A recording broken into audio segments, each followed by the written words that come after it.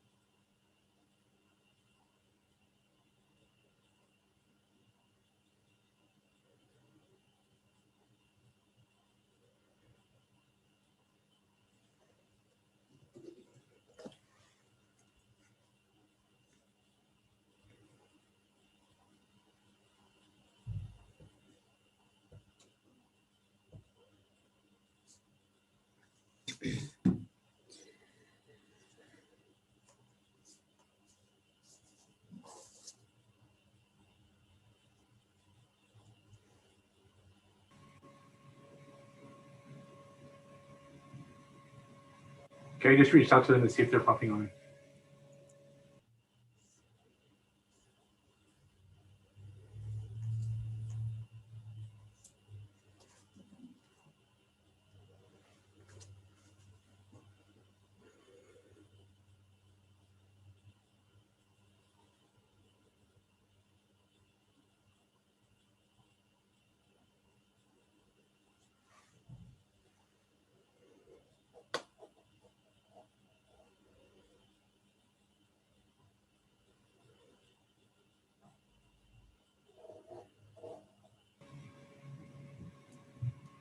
Neil said that he'll be on enough shortly, so we'll wait 2 minutes. If not, we'll get it started.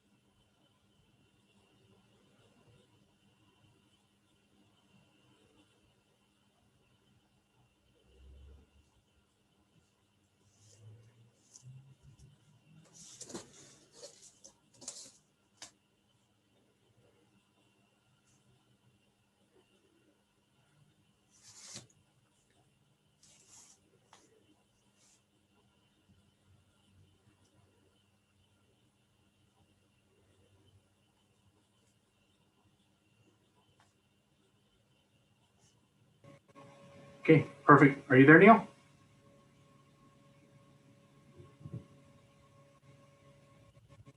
How you doing? We're good. Okay, great. Okay, we'll start off calling this meeting to order at 5:02 p.m. We're going to start with roll call. Ms. Ariano is not present. Mr. Patel? Present? Okay, and then I'm present. Mr. Andrew Sandoval? Present. And Ms. Sarah Turner? present. Okay, so we meet quorum. Can everybody please stand for the Pledge of Allegiance? Okay, ready, begin. I pledge allegiance to the flag of the United States of America, and to the republic for which it stands, one nation under God, indivisible, with liberty and justice for all. Okay, now we move on to the approval of the board agenda. Can I get a motion to approve? Motion to approve. Second? Ms. Bell seconds. Roll call. Mr. Jacob Sandoval, Aye. Ms. Sarah Turner, Aye. Neil Patel, Aye, Captain. Andrew Sandoval. Aye. Ms. Ariano isn't present. Motion passes 4-0. Okay, can I get a motion to adjourn to closed session? So motion. Second. Okay, we'll do our roll call vote. Mr. Neil Patel, Aye. Mr. Andrew Sandoval, Aye. Mr. Jacob Sandoval, Aye. Ms. Sarah Turner. Aye. Ms. Ariano isn't present. Motion passes 4-0. Okay, I'll see everybody in closed session. I ain't coming.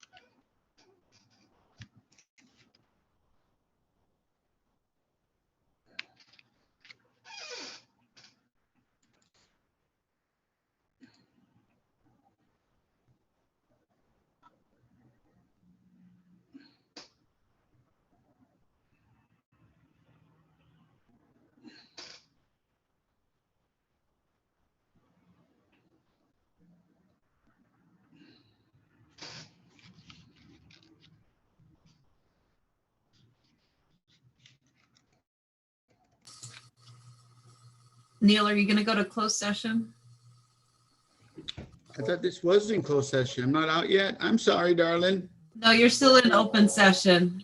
Well, I'm going to stay here forever, girl. Oh, I'm not okay. leaving. I ain't leaving. I'm sure they're going to want you in closed session, though. I ain't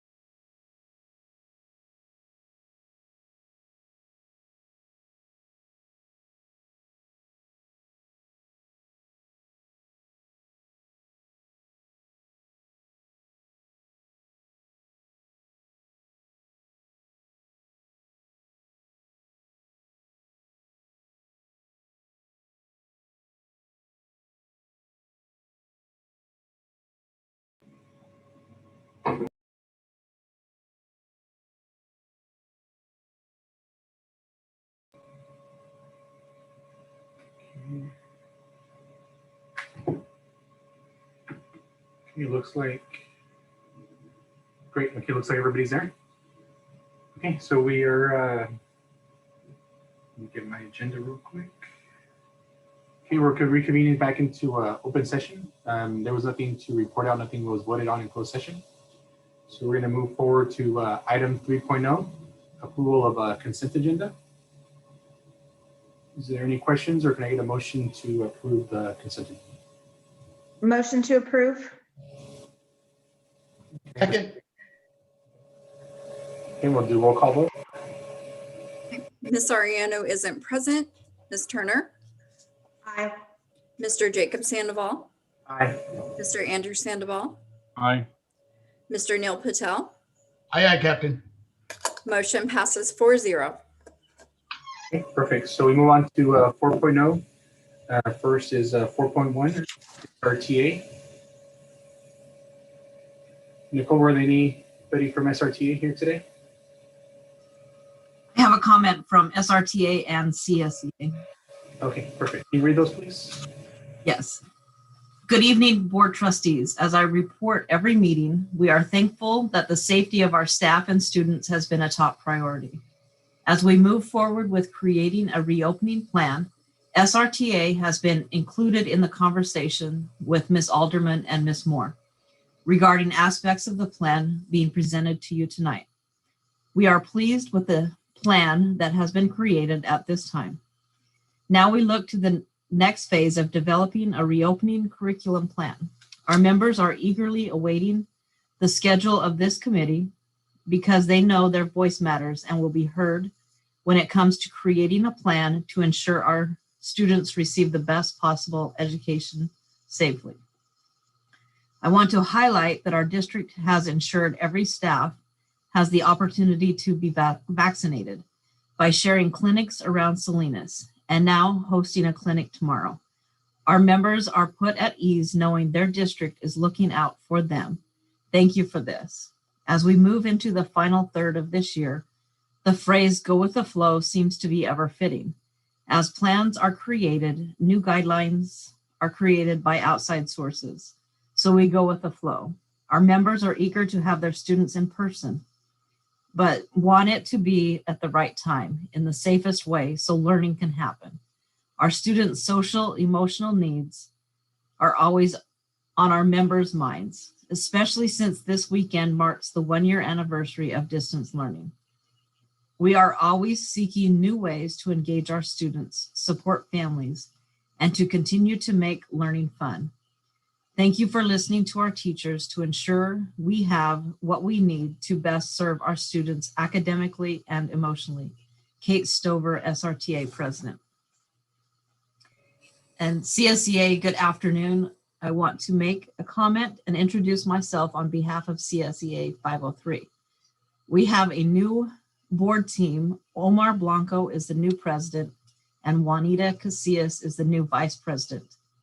Gina Solano is the new secretary and Carmen Landazuri is the treasurer. Maria Solano, our communications officer. Thank you. Have a great afternoon. Perfect. Thank you. And those are great comments, and thank you both for reaching out to submitting those comments to us.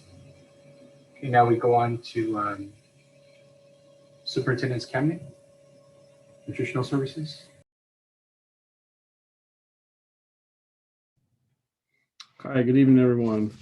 Just a couple quick items for us. I don't have anything to update from the Friday letter, but a couple new items. I attended a mandatory training for the child and adult care food program today. So it's been a while since we ran that program. That's the preschool and the ACES. So it was nice to get some refreshers. And I found the training valuable. So, and then the big item is yesterday we received information that the USDA has extended the waivers for the summer meals. So it was going to expire June 30th, and now they've extended it to the end of September. It's fresh information just from yesterday, so still working with the CDE closely to try to get more information to find out if there's anything we need to do, or we just kind of continue as op normal. So stand by for more info, probably by the next board meeting. That's all for me. Thanks. Great. Thank you for the update. Any questions or comments by the board? Keep up the great work. Okay, perfect. So we'll move on to maintenance. Moti-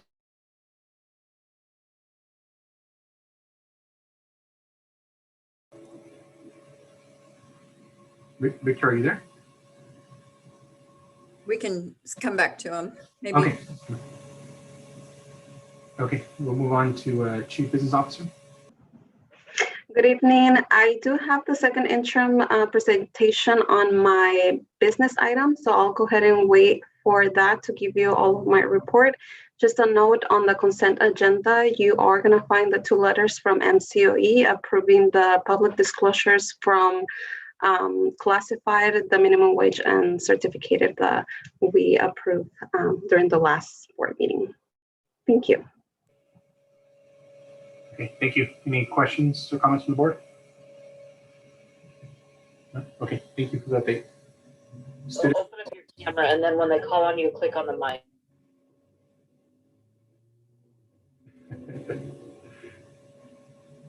Do you want to go next, Nadine, or do you want to let? I can go whatever order you would like, Mr. Sandoval. Sure, thank you. Would you like me to go?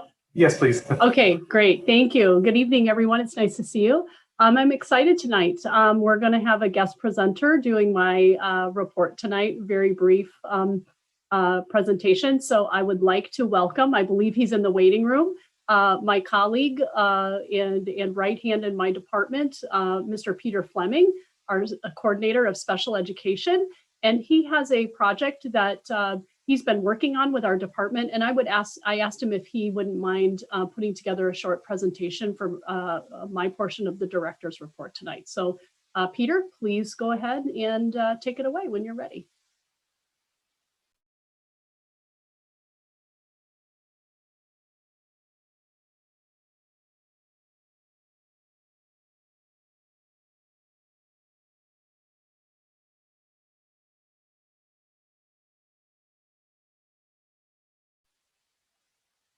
You want to make sure you get unmuted there, Peter. There you go. Good evening, board members, cabinet, board president Sandoval, and interim superintendent Alderman. I would like to share our new mission statement for our student services special education department. And for those of you who are viewing tonight's meeting, my name is Peter Fleming, and I'm the special education coordinator for the Santa Rita Union School District.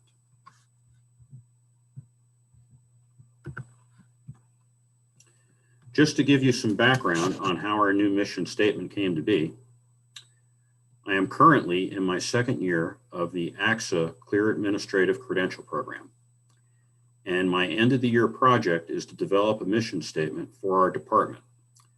This was done through a values survey sent to parents and staff and a collaborative team to review the data yielded from the surveys.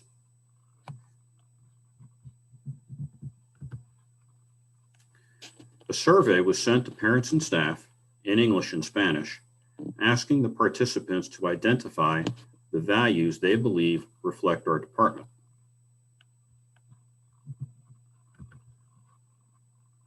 The data yielded from the surveys are values such as acceptance, caring, cooperation, confidence, dedication, honesty, integrity, persistence, respect, responsibility, teamwork, and trust.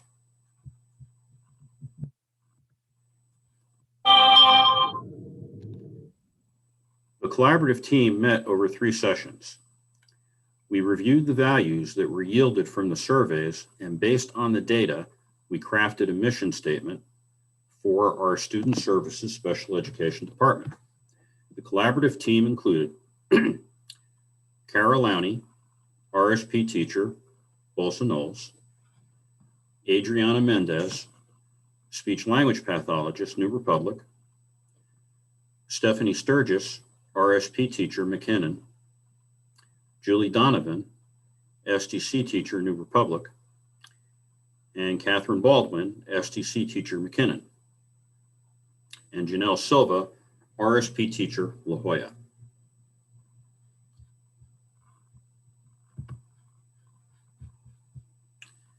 And here is the final product. The mission of the Santa Rita Union School District Student Services Special Education Department is to build a foundation that will provide an inclusive academic environment to prepare students to become lifelong learners and to develop functional social skills. This will be achieved by proactively creating an environment that has a dedicated team, equity to all families and students, and integrity of staff and family members. Educators will provide skills which encourage students to become confident, persistent self-advocates. Our school community will demonstrate productive modeling through positive daily interactions with students and families. We believe that every child has the potential to achieve personal success. We would like to post the new mission statement to our department website. Therefore, we would like to bring it to the board meeting on March 24th for approval. I would like to extend my appreciation to the dedicated professionals of the collaborative team who made this project come to light.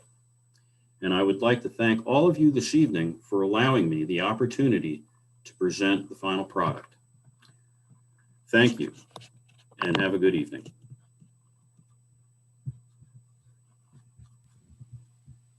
Thank you, Peter. I really appreciate it and your hard work. And if the board has any questions for Peter, you better take them while you can get them. Well, I'll start off. Thank you, Mr. Fleming, for the presentation and also for working on a mission statement. I really enjoyed it. I especially like the ending of it where we believe every child has the potential to achieve personal success. And I look forward to seeing this on the agenda in the future. Thank you, Mr. Sandoval. I just want to say this was really exciting for me personally because Peter and I got our admin credentials together. So I had seen him talk about what he imagined that he was going to be able to do, you know, as an administrator, and getting to see somebody be able to put that into action. It's really exciting for me. And I'm so grateful that he's a part of our team here at Santa Rita. Thank you. Peter, what can I say? I just want to say thank you because, you know, I feel like our district is in a new developmental phase, and we are creating different processes and policies that will help guide us for many years, if not decades to come. And our SPED department is a vital part of that. And before we can create growth and an additional journey, we have to have the foundations. And it all begins with who are we, why are we here? And that's what the mission statement does. You know, each and everything you do from this day forward will always be tied to that mission statement, you know. And I know as in other ventures I've been in, you know, we always go back to the mission statement when we have questions about the direction of our business, of our organization. So I think bringing in the stakeholder groups that you did from each of the or most of the elementary schools, you know, that gave me confidence that you know, you're bringing in the right stakeholders to help create this mission statement. So after reading it, I find it really refreshing to the point where, you know, it gives me a new sense of beginning. So thank you. Thank you so much. Yes, Mr. Fleming, I really like your approach of including, you know, the community, the parents, the teachers, and everybody involved in the SPED program. I think when you collaborate and you get input from all stakeholders, you come up with great things. And this is just a perfect example of that. And you know, my favorite part about this is where it says is to build a foundation that will provide an inclusive academic environment, because we want everyone to feel welcome. And as Mr. Patel said, I'm inspired by this mission statement. And as the district takes some new positive steps and creating new policies, and this is just another add-on to that. So I appreciate all your work and especially your approach to coming up with this document. So thank you. Thank you. And Nadine, can't forget Nadine. I'm just the ringleader. Peter's the muscle. No, I want to thank Peter for his hard work with this, and he's a very important part of our department. And as you can tell, he has a very calming voice, right? And so he can bring a lot of calm to very stressful situations. And we're a good team, very different personalities and very different styles. And that allows us to work with families who have different approaches and need different personalities in situations to work through any issues we may face. So I want to thank Peter myself. Thank you so much. You did a wonderful job on your first board presentation. Well done. So I will be bringing this mission statement on the 24th, presenting it to the board for approval. But tonight, we really wanted to have Peter present his work to you so that you could see that, process it. If you had any questions for him, you can let me know, and I can pass those questions or concerns or anything that you may have onto him. So thank you very much, Peter. Well done. Have a good evening. That is my report. Thank you. Okay, thank you, Nadine. Appreciate it. We can circle back to Victor. He's here. Okay, perfect. Yeah. Do you want me to cancel the stop sharing the screen? I can continue if that's okay. All right, well, good evening, everybody. Sorry, I had a little technical difficulty. I was in spirit, but not in body, I guess, in this meeting. So, so in regards to my Friday letter, I just kind of want to give you a couple of updates. I know we talked about solar, and I just want to give you kind of a quasi update on that one. So McKinnon, we're scheduling another shutdown to see what progress has been made with the new platform that they're trying to use. So we were unsuccessful last Saturday, so we're going to try this Saturday. The other project that we have with the solar is, I don't know if you recall, at La Jolla, during the solar integration and installation, they also replaced the MSB, which is the main switchboard, the main electrical distribution center for the whole entire site. And ever since, they've been having some problems. So we're going to be having their teams, their engineers, and their electricians over at La Jolla this Saturday. And we're going to be shutting down everything, and they're going to be inspecting everything. So kind of as a precautionary measure, we also have our engineers just to, I would say, make sure that, they're not telling us that it should work or it's our fault or something else is wrong. We're double checking that. And that's just as a precaution. And so we will be there. We'll have our staff there, and we will be witnessing the inspection of the electrical distribution there. I did tell you about the fire. Kudos to our guys, man. You won't believe it, but that's kind of a hurdle, especially with the fire inspector that we have on three of our schools. So it was kind of like this big old kudos for everybody. State funding eligibility. The team, Rosa, myself, and Melissa are going to be meeting tomorrow with SFC and our legal counsel in regards to the funding status of what's going on, and also to discuss the SFNA, which is, it's kind of hit a wall solely because of the city not responding to our consultant on the number of houses that are going to be developed. So we should have somewhat of an update, hopefully here, and I'm sure Melissa will probably be, just keeping you updated on that too. So other than that, we have received the proposals from our architect, and we looked at the compliance of that, and Melissa signed them. So we're going to be creating a PO. So we'll get a running start to start developing the Esperana project. Other than that, that's all I have for you today. Any questions? Thank you, Victor. Any questions from the board? Yeah, if you, I know you guys are meeting tomorrow and the rest of this week, if you could just let us know regarding the Sobrano site and everything else as soon as possible. That's the latest thing that's keeping me up at night. Will do. Victor, I know the rest of the board members and we got a CSBA information item about new funding coming up for HVAC replacements, for funding. I'm sure Diego got that as well. Maybe we can investigate that and see if we can get additional funding from the new grant. I think I'll forward it to Diego if you haven't seen it yet, but did you see it, Diego? Yeah, I forwarded to them. Yeah. Great. Yeah, I just wanted to see if we can get some money out of there, especially with the retrofits we're going to be doing for COVID and ionization and filters. So, something to look at. Will do. Yeah, I think, Victor, I know the solar panels always like that overlaying heat strip. So sure, once those get working, we'll have to have a celebration party for that. One day, my brother, one day. I'm working on it.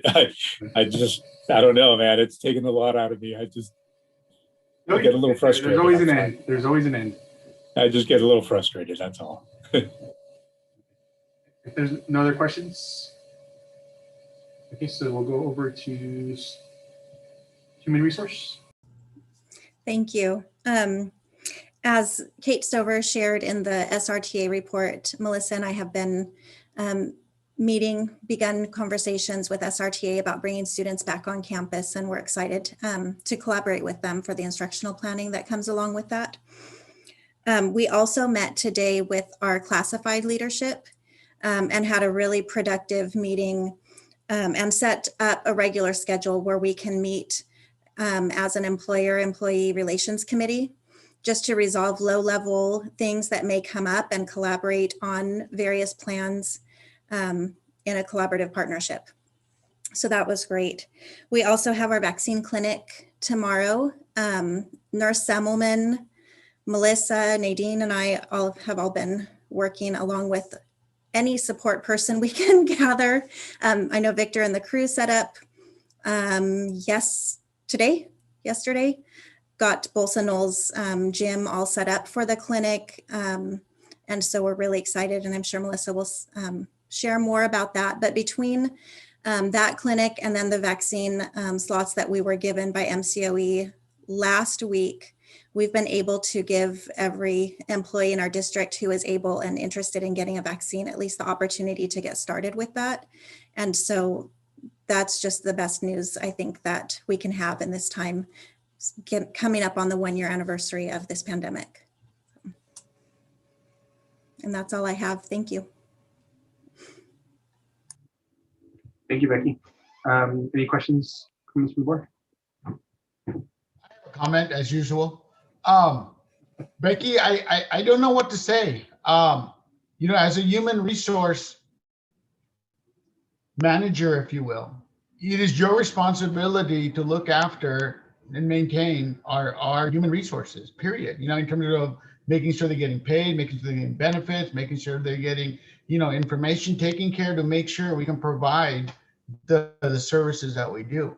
And the idea that you and Melissa especially have got together and created a vaccine program and have offered it to our teachers. I'm in another district. We don't have this, and the idea that the district is having in-house vaccinations and making that a top priority, I think it just goes to show how much, I don't know what better word to say, but love, I think would be a good word to use, that we have for each other, and respect, and how far we're willing to go to take care of each other.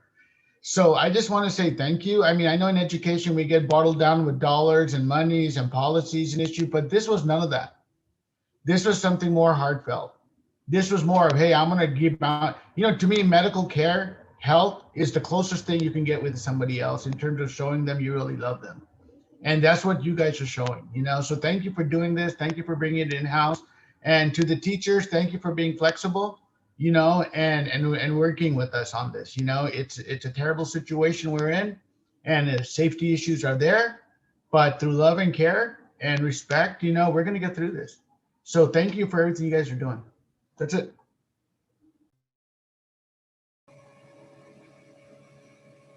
Any other comments from the board? Yeah, I echo Neil's comments. Okay, so move on to educational services.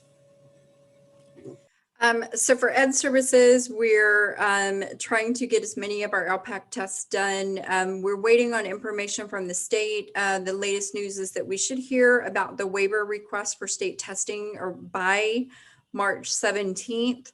The state of California has asked for another waiver of some level for our state testing, which would include the SBAC, the CAS, the CA. And whether or not they just allow us not to administer that test and instead use our local benchmark assessments to make our local decisions, or if they'll do some other provision where perhaps that test would not count for the state accountability measures for a year, and they would not have the 95% participation requirement as we normally have. And that would give some more flexibility for people being to maybe opt out of taking the state test this year. So I will keep you all abreast of the situation. I let the teachers union know that I would let them know as soon as I know anything about that and talk to them about the different levels of waiver requests California is putting in. Thank you, Melissa. Any questions? Just a comment. I just want to go on the record and say I am absolutely against any and all state and federal testing. It's a waste of dollars. It's a waste of time. It creates unnecessary animosity, amongst the staff and our students and parent groups, and it is discriminatory. Having said all that, thank you, Melissa, for fighting for that and making sure we will follow state and federal laws. Okay, there's no other comments, questions. We'll move on to board reports. Can we start off with Mr. Patel? Really? You're going to start with me? Look at Andrew. Andrew's like, oh boy, I got to go restroom now. This week has been incredible. After our meeting on Monday, a lot of phone calls with parents and staff members, and I just want to get their input on what's going on, what's the pulse. And, there's I'll talk about it later in the meeting, when we go over our plan. But, I'm glad that we have such a loving and caring staff, because each one really wanted to, do the best they can for our students and community, while at the same time addressing their safety needs, And so I'm just so happy that the staff itself has come to the understanding that, hey, the district is working with us and we're going to work together to get through this. And we really need to focus on that as we move forward, So thank you. But what can I say? Parents and are very vocal right now. Staff is very vocal right now. We're getting a lot of phone calls. We're getting a lot of noise. But you know what? We're going to make the best decision we can. So thank you. Okay, thank you, Mr. Patel. Andrew, you want to go next? Sure. Well, I was able to attend our LCAP meeting, and Ms. Alderman did a fantastic job. Not just Ms. Alderman, Ms. Koenig did a fantastic job facilitating that. I was very excited. I think it was about 108 people participating. So getting this great community input and participation is great. And then Ms. Alderman gave a presentation about school reopening. And I just appreciate the fact that the district's taking the safety first approach. And although we have had a lot of lost learning, I'm optimistic and excited about the summer programs and all the programs we're going to be doing to address that learning loss. And then we also had the DLAC was at the, I think the DLAC was in between our last board meeting, but also a great representation, not just by staff, but the community, and a lot of great educational information. And the vice principal name just slipped my mind. Gavilan View did a great job and kept everybody engaged. So I really appreciate the steps we're taking towards community involvement. And I'm thankful for the district's collaboration with Clínica de Salud to offer our staff those vaccines. So thank you very much. Thank you. Sarah, you want to go next?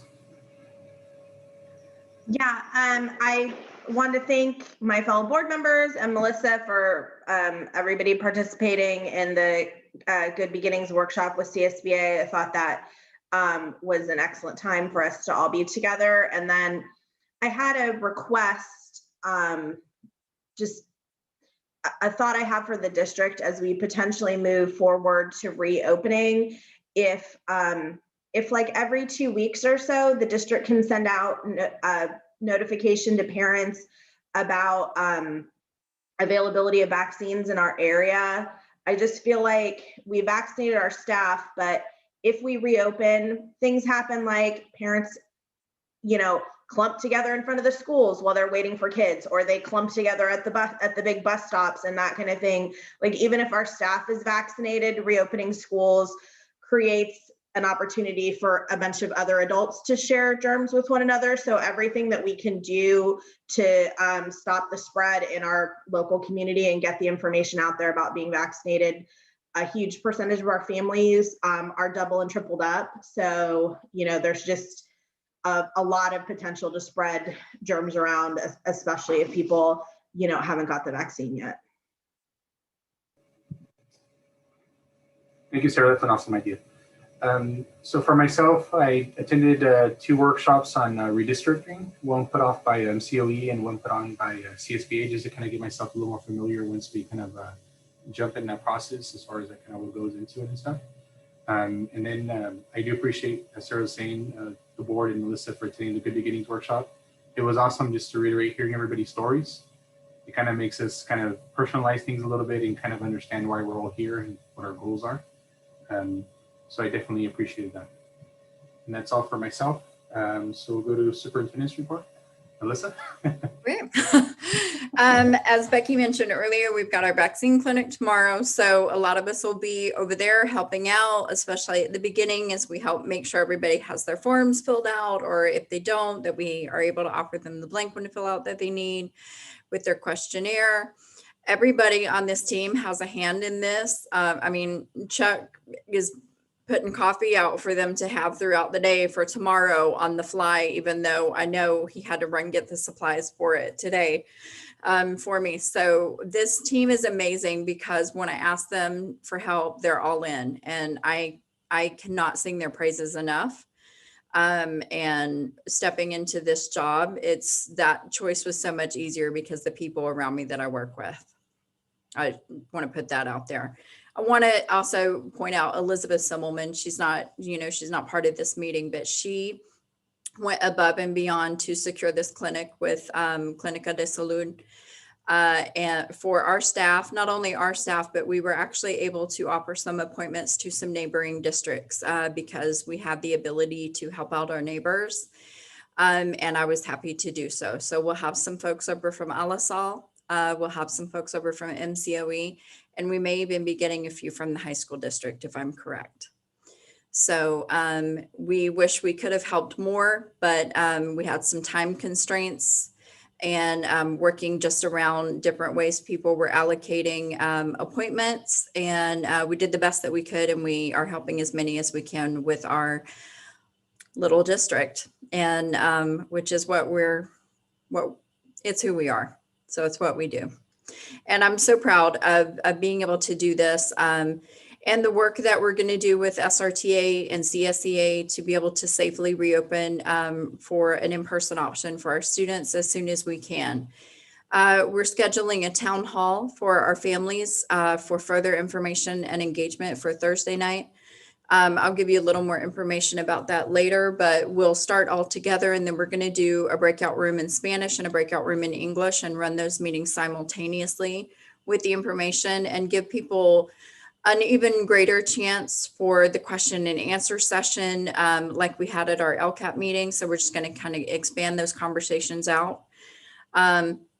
We heard a lot of great information from our parents, some who are gravely concerned about sending their students back this spring at all. others who wanted to have their students fully in. And we just took the time to explain the rationale and where we're at and the whys.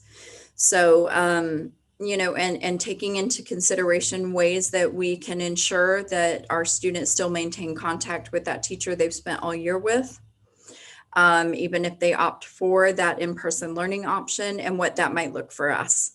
And so we're just going to do things the Santa Rita way, which is doing what's right for our kids and our families and doing it the best way we know how. So. Great, thank you, Melissa, and I appreciate all the hard work you're doing, especially filling the 2 roles. You're really hitting the ground running, which is awesome and amazing, you know, in the short amount of time that you've kind of taken the reins. So, any other questions or comments from the board? Oh, Hey, you know I was going to go, but I'm going to let Andrew go first. Oh, thank you, Mr. Patel. Well, I would just like to take this opportunity to thank, you know, Ms. Solomon and Nicole and all the other staff working to have our simultaneous translation of this board meeting. So I really appreciate that. And I think it's a great step for our district to help everyone be more informed as a community. So I really appreciate that. And thank you, Nicole, for all the work, and any other staff members. Thank you.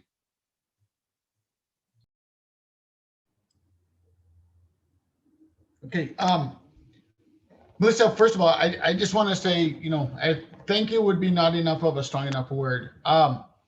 You know, sometimes leaders come in easy times. Sometimes leaders come in, you know, mixed times, but you are coming in through the most difficult of times. No one could argue against that.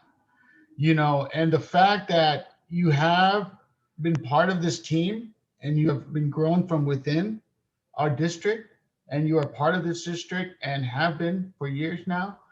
And it just gives me that much reassurance that we have the right leadership to get us through other times. You know, you're going through trial by fire here. You know, I don't know how else to describe it, you know, and everything is coming at you at the same time.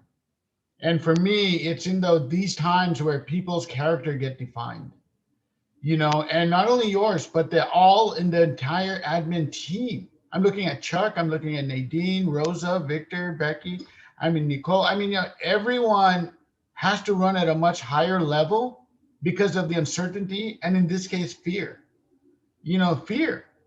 And I look to our SRTA, I look at our CSEA members, and I see courage. And despite our fear, talk about essential workers, come on now. You know, so I just want to say thank you for your leadership. And, you know, we said earlier, the Santa Rita way, the little district that could. Thank you. I don't know how else to say it. Thank you is not good enough. Any other questions or comments before we move on? No. Okay. So now move on to public comments. Jacob, I have one comment that was emailed in, and then it looks like I have one person in the waiting room. Okay, we can do the waiting room person if they've been there waiting. Okay, let me see.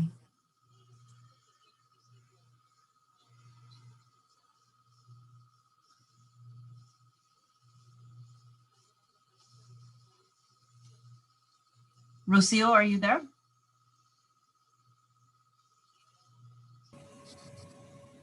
It looks like she's trying to connect.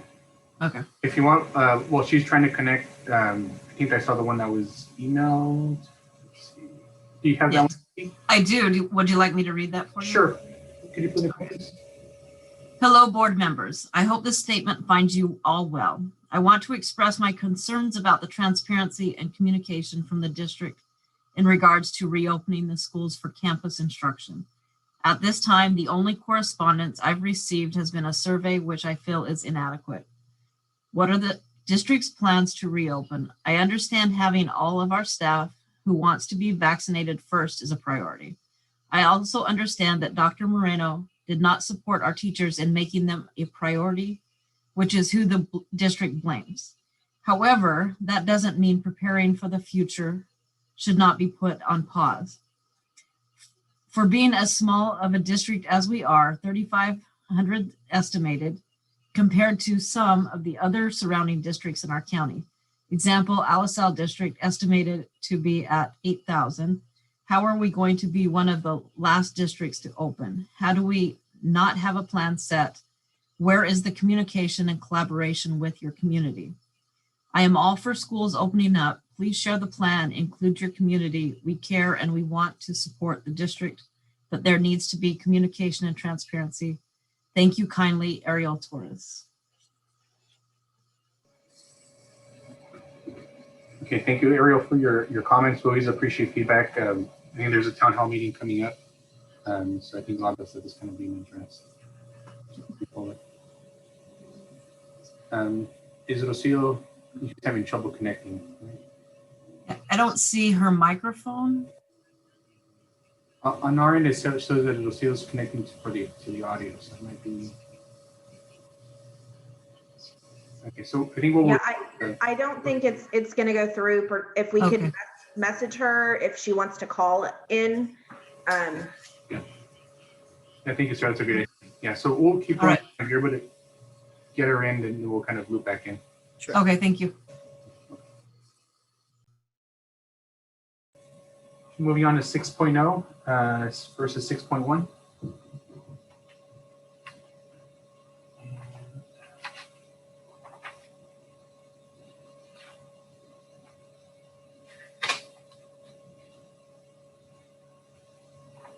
Okay, that one is just the summary of the financial terms of the superintendent's employment agreements.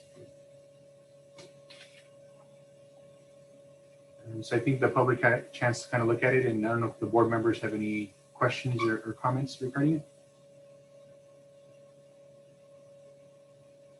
No? No questions? Okay.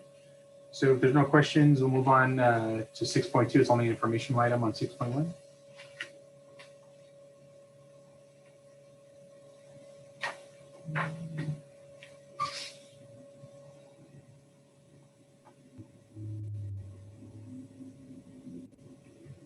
So 6.2 is it just the review, Melissa?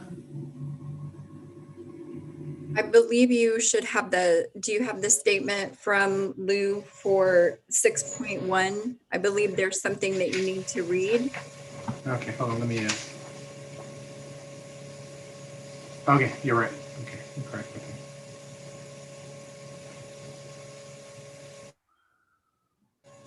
Okay, I see it here. Okay.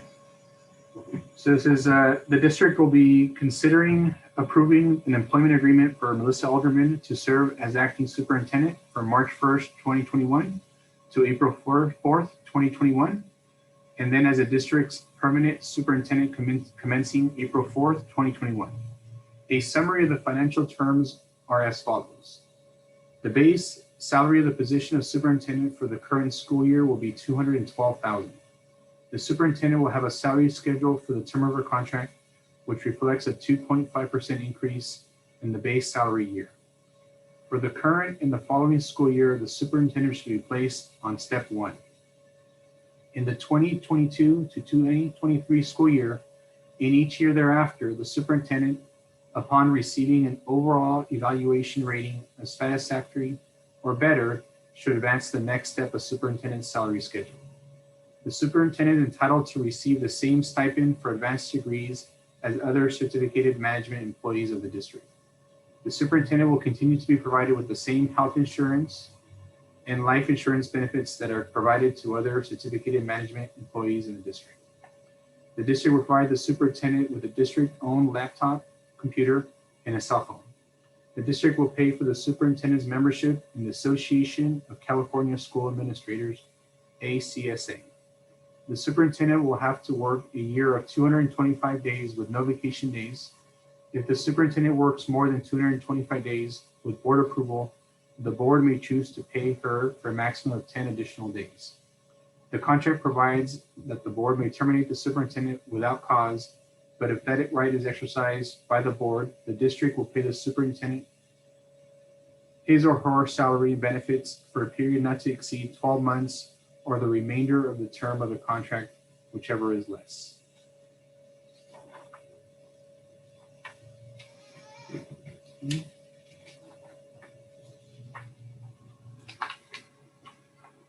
And then from there, we move on to 6.2. Yes.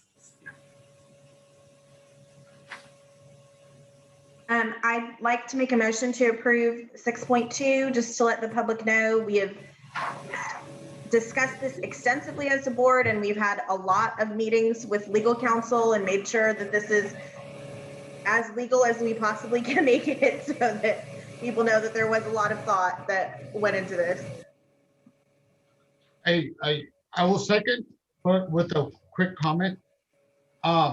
I agree with Sarah. We went around and around on this, and when it comes to the terms, we looked at what was currently available to in our area in the county, and this is not an inflated number.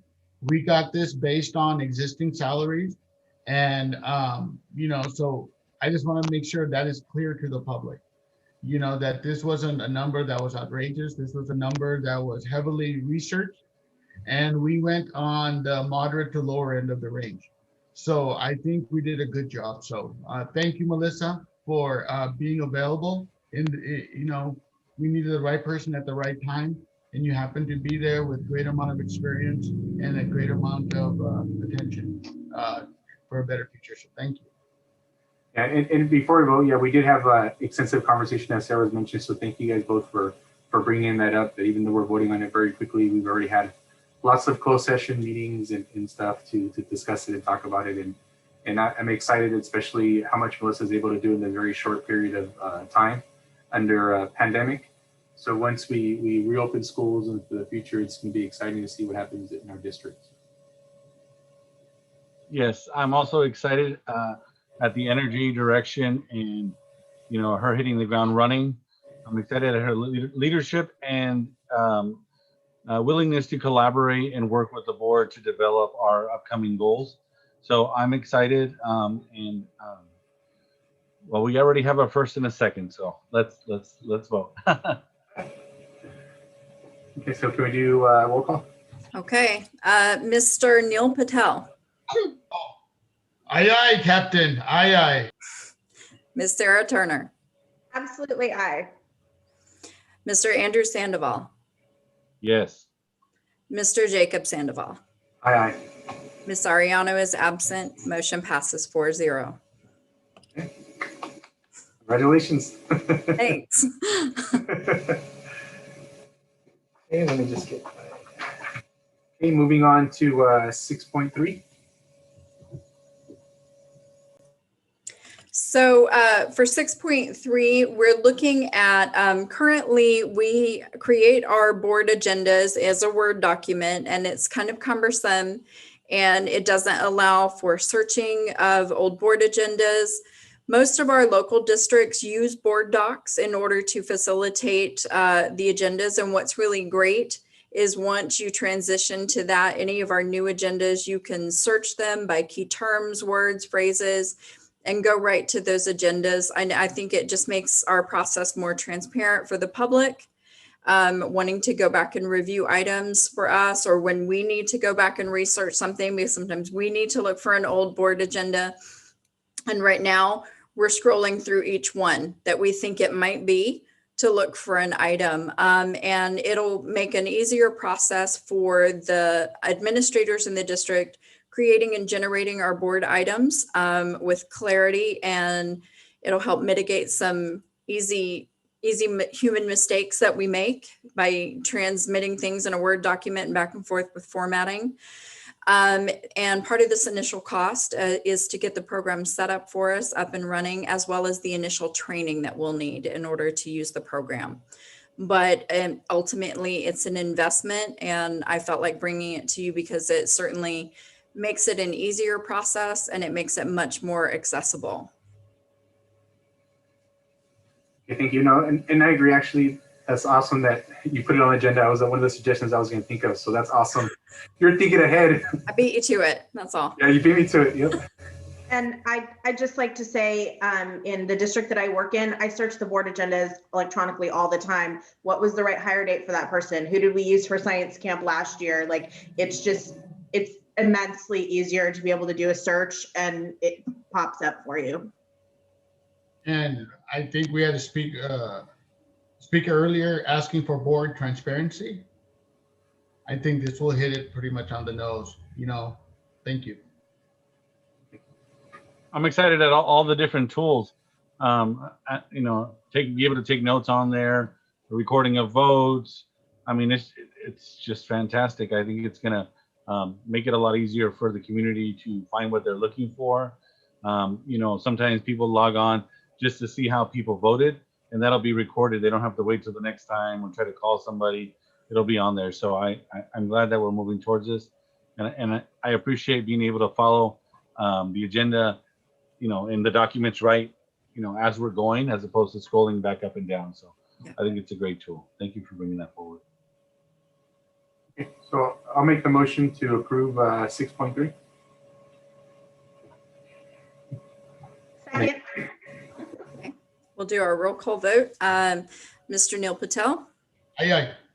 Mr. Andrew Sandoval. Yes. Mr. Jacob Sandoval. Aye. Ms. Sarah Turner. Aye. Ms. Ariano isn't present. Motion passes 4-0. Okay. Great. So now we move on to 7.1. Take it away, Rosa. Yes, that's my item. So I'm going to be presenting to you the second interim report, which you have a copy by now. But as you know, this is a very large document. It's over 100 pages. So I'm going to try my best to put all of this information together for you in a summary and analysis. For you, I did share my summary analysis on the Friday letter, which is a summary of a 2-page document. So hopefully you get a chance to go over it and read it. But I also am gonna have this Appendix A available on our website. And this pretty much details every single grant difference from our last budget report from the last interim. So I'm not gonna go over the small details that are available in this spreadsheet just because of the time being, but I'm gonna go over the most significant changes between the last report in December and the second interim. So I'm gonna go ahead and try to share my screen. Share screen, oh, here it is. So every time I do this, I can't see your faces. So if you have any questions, just feel free to stop me and unmute yourself because I won't be able to see your face. So, and I think you can all see the PowerPoint now and the screen. Yes, okay. Yes. Awesome. So if you have any questions, just feel free to stop me at any time. But this is pretty much the second interim. Like I said, any changes that reflect from December through February are gonna be reflected here.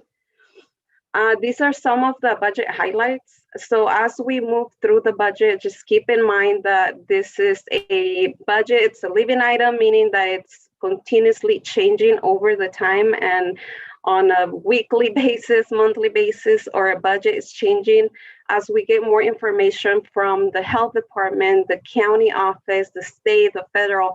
All of these different regulations are changing constantly now in the daily basis. So it's really hard to budget and come up with a nice budget when rules and regulations are just changing in a daily basis sometimes. So just know that it's going to be changing and it's going to look different on the next budget, and it's just totally normal because of COVID-19 and because of all the changes that are going on. So also keep in mind that we just finalized our enrollment as of January. So officially we are on decline enrollment for 119 students over the last year. Another important highlight or a big change is that we did got a one-time restricted fund on the ESSER funds too for COVID-19. And again, these are restricted funds. And the focus for the district this year and the next years out is to really spend out the restricted funds. So I'm gonna go over on the presentation about the difference on the overall general fund and the restrictions with the restricted and the unrestricted, because I think that during this time, as we're getting a lot of restricted funds for COVID-19, it's really important to just refresh everyone about the difference of these two. And another big highlight is just to keep in mind that our cafeteria revenue decreased by $928,000 compared to a regular school year. If we compare it to the 18-19, that's pretty much how much money we lost. And this is just because we get our revenue based on our meal reimbursements. And another highlight is that we received our one-time $138,000 funds for our cafeteria. That was for an increase on the reimbursement meals for 75 cents. So you'll see that on our on the reports coming up. And the other big highlight is that the negotiated public disclosure that was approved on the last board meeting, the cost for all the items that you see in this presentation, in this slide now, they are included in the budget and they are already part of the budget. So these are the new budget assumptions based on the January governor's state budget proposal. And I just want to emphasize that it's a budget proposal, is not signed, and these numbers can change at any time. And just a reminder, last year they changed it on us so many times. So we'll see what happens this year, but just know that these numbers might change. It is different compared to my my proposal my budget from the first interim. On first interim, they told us that we needed to budget 0% COLA for current year and 2 years out. Now the state is saying you can go ahead and budget the 3.8 for COLA for the next year and at 1.28 COLA for the 2022-2023. Another big change is that our funded ADA for the current year is going to be the same for the 2021-2022, and this is an exception that the state is doing because as most of the districts are on decline enrollment based on the last numbers that I got, I believe it's about 80% of California districts are on decline enrollment. They're doing this waiver where they know that 2020-2021 or current year to be able to collect attendance, and because of COVID and the pandemic, it was just not a good year that we can get funded on because our numbers were really low and it was just really hard to take attendance. So they decided to use the 1920 ADA numbers to get funded on both years, 2020, 2021, and the next following year. So that makes such a big difference for a district, including that ADA waiver and the COLA. It compared to my first interim projection, or LCFF revenue comes up to about $2.6 million. So we were reflecting deficit spending on the last time. Now the numbers are looking better based on the January budget proposal. And again, we're using the CalSTRS and CalPERS rate projections based on the state budget proposal as well. This is just a little chart to show you our enrollment history. As you can see, on 18-19 was the last year that the district was on increased enrollment, and starting on 19-20, then we started declining. If you can see on the right side, it will tell you the number. And I can see it on my screen. So give me 1 second. So the last year, it was 57 students that we were on decline enrollment. And this year it was, like I said, 119. So it's just a visual for you. When we took the surveys on 19-20, the first year that we were on decline enrollment, and we asked the parents, where are you taking the kids or where are they going? Just a reminder, and I shared with you during the last time, a lot of the families were moving out of the state. They were moving to Texas, Arizona, or out of Monterey County. And some of the responses that we got, it was because of the high cost of living. And as you can see, the cost of living, it just keeps increasing and families just keep moving out. And this is just a breakdown between last year and this year. As you can see, our unduplicated count is decreasing. For example, last year we had 55 homeless. This year we only have 15. Our migrant students are also decreasing. And also our low income students are also decreasing. So that just makes me think that it could be because of the cost of living, as our students that are low income are the ones that are moving out of the area. So this is the summary for the Fund 01. And like I said, there is an Appendix A where you can see every single grant, but for purposes of this presentation, I'm just gonna give you like an overview. The LCFF funding increased by $21,000, basically because we're using the most up-to-date CalPETS information as of January. During the last projection in December, I was using the December count. So as we did some cleanup, our duplicated count came in higher. So our LCAP funding came in higher. The federal revenue, as you can see, there's a huge increase for about $2 million.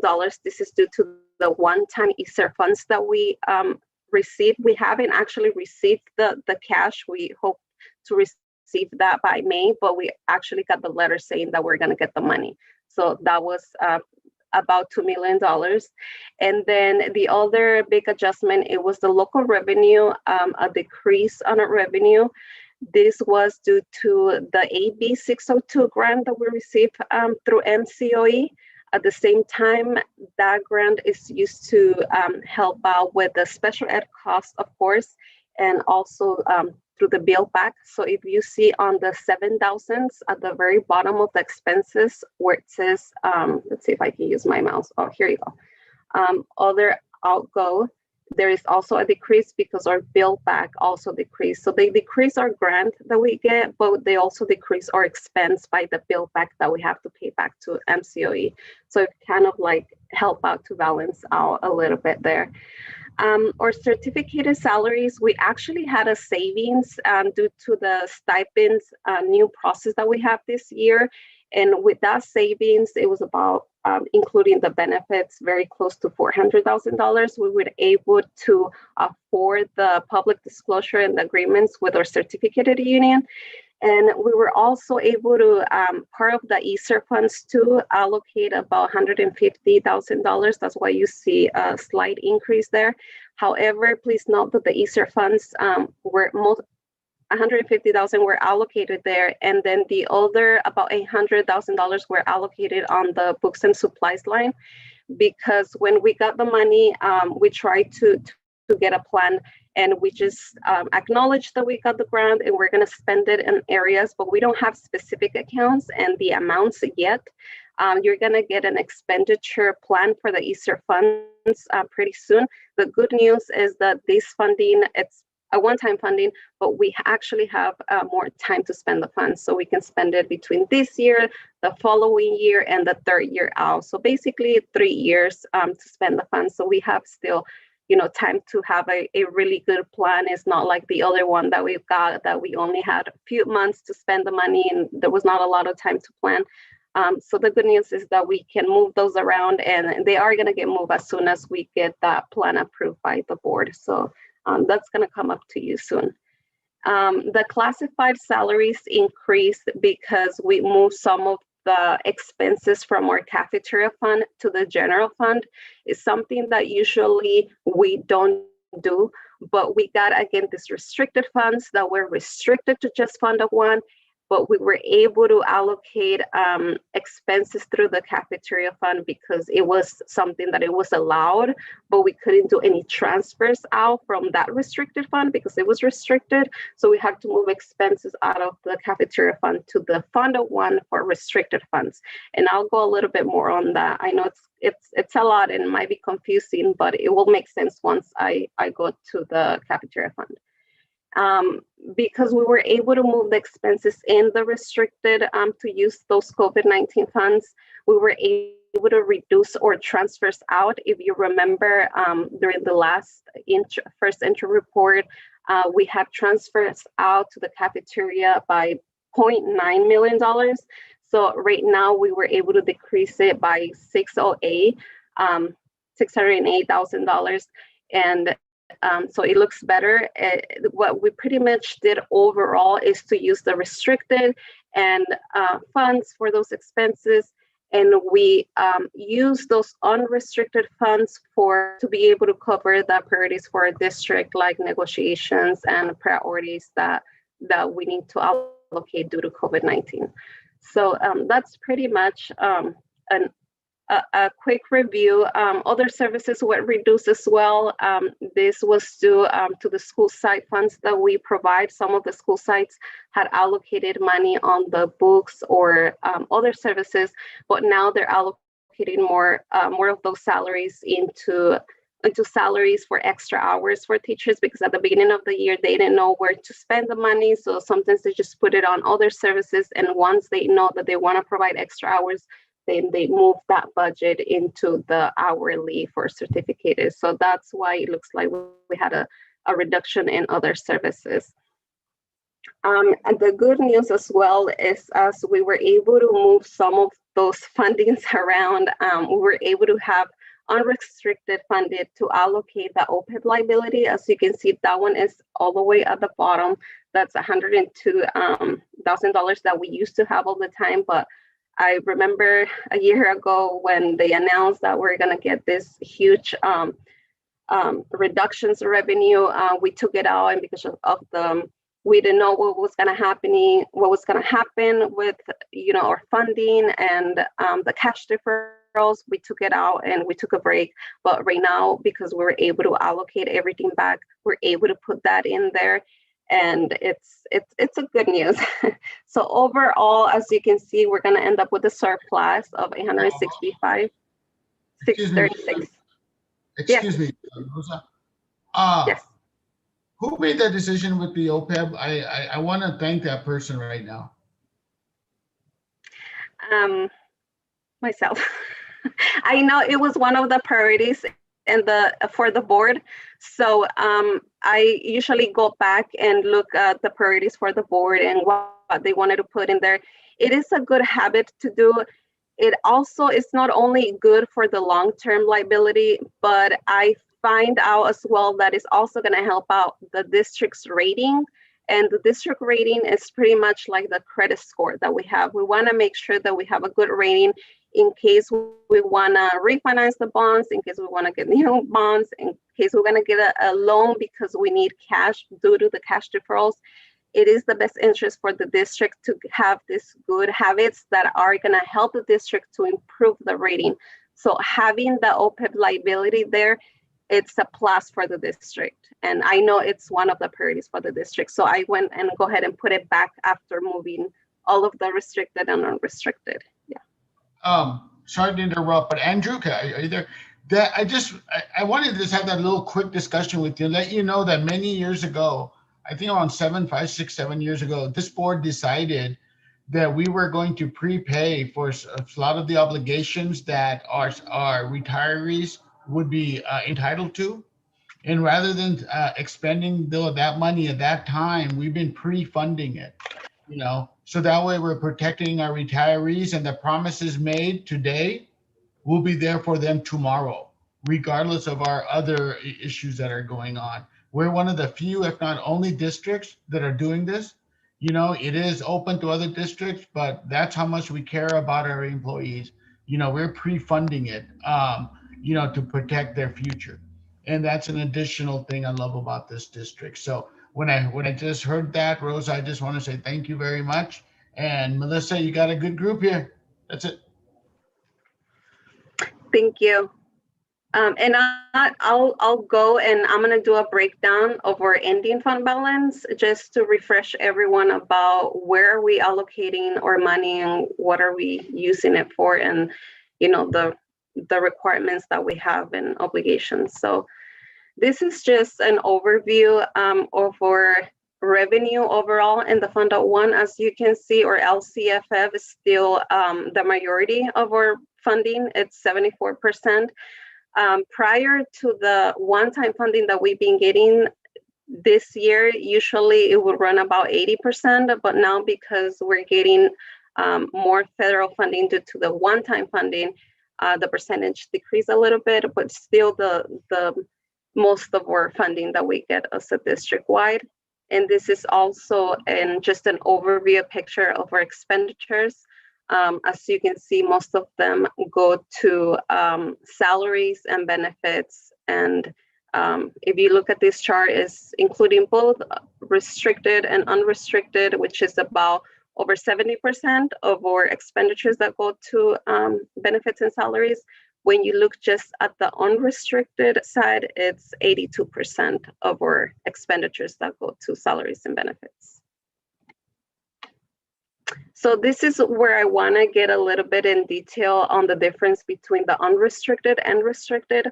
So just looking at this table and just to summarize everything and the current year and 2 years out, due to they call it the super COLA of the 3.84 that we're getting the next year, and looking at, everything, all the state budget projections that we're using, we're projecting a balanced budget for the unrestricted part for current year and also for the next year. But if you notice on year 3, our revenue will be decreasing due to two main reasons. One, the COLA. Next year is going to be the super COLA, the 3.84, but then on the third year, it's going to be only at 1.28% of COLA. So that brings our revenue down. And not only that, we're also on decline enrollment. So this year, we probably most likely gonna use the 2021-22 numbers, and it's gonna hit us with a big revenue reduction as well. And as you can see, we are projecting a deficit spending of $4.8 million. And to be able to balance the budget, it pretty much has to happen where A, we get more money from the state, or B, we do some reductions in our expenditures. Rosa, just a quick comment on that. This is really worrying me. And the reason is for this year and next year, we're going to have an artificial support system, if you will, based on previous ADA numbers. And then we're going to be jumping off a cliff, if you will, for that third year and going back and resetting to current levels.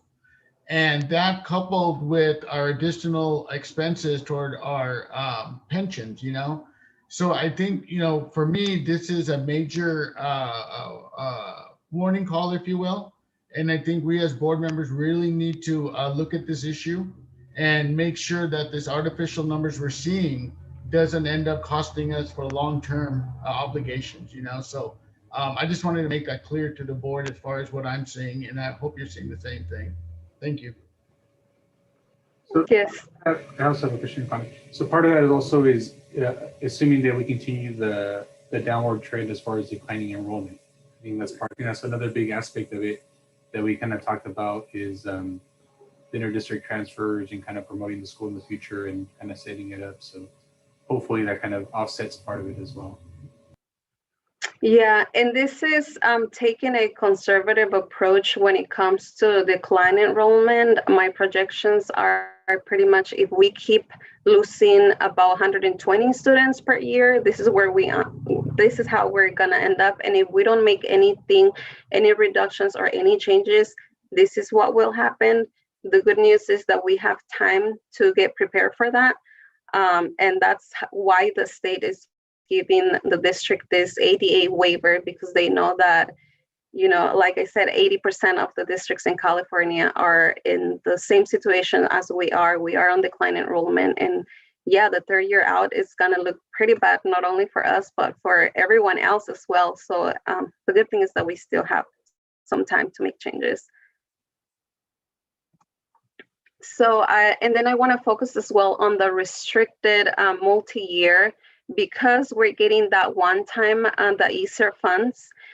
That's the main reason why we're going to end up with a surplus, because we're not going to spend all the money on the first year. We're going to spend it out on the next year and the following year. So just to give you an example here, the ending fund balance from the ESSER 2 funds are on top right of the revenue, and then it falls all the way at the bottom in our ending fund balance because we're not spending all the money the first year. but then it rolls over to the beginning balance on the next year.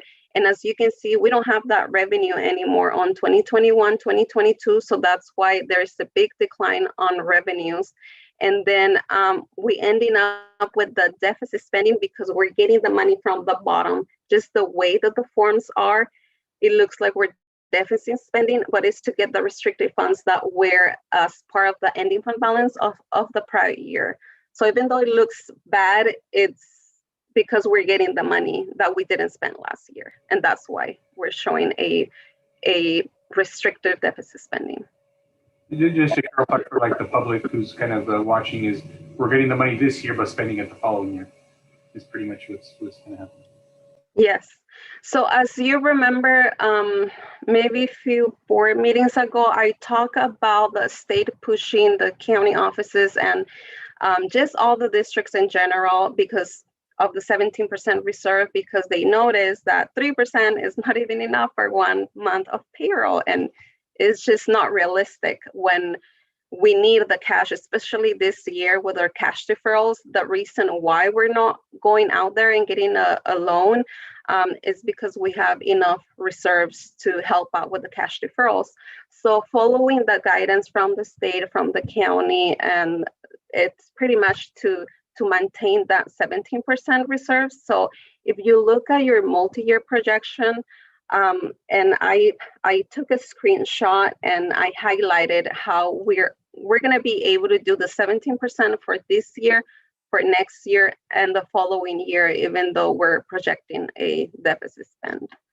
So this is kind of like a priority, and not only is going to help us with following that requirements from the state and the county, but it's also, this is one of the things that it's also going to help us with the district rating as well. If they see that or district have a more financial stable and that they are reserving more than that required, that's going to count good points for a district. And it is the best interest of the district to have good rating, just the same way as we want to keep a good credit score. It's pretty much the same thing.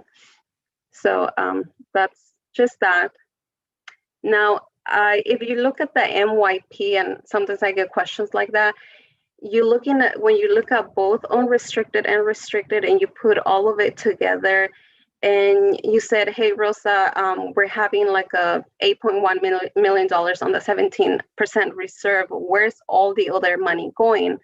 Well, if you look at the MYP, it shows that we have $18.5 million projected to be ending fund balance for this year. Now, like I said, some of that funding is restricted. So because it's restricted, it might belong to Title I, Title II, the ESSER funds. We cannot use that money for our reserves. We cannot use that money for OPEB liability because it's restricted. It is for one specific purpose.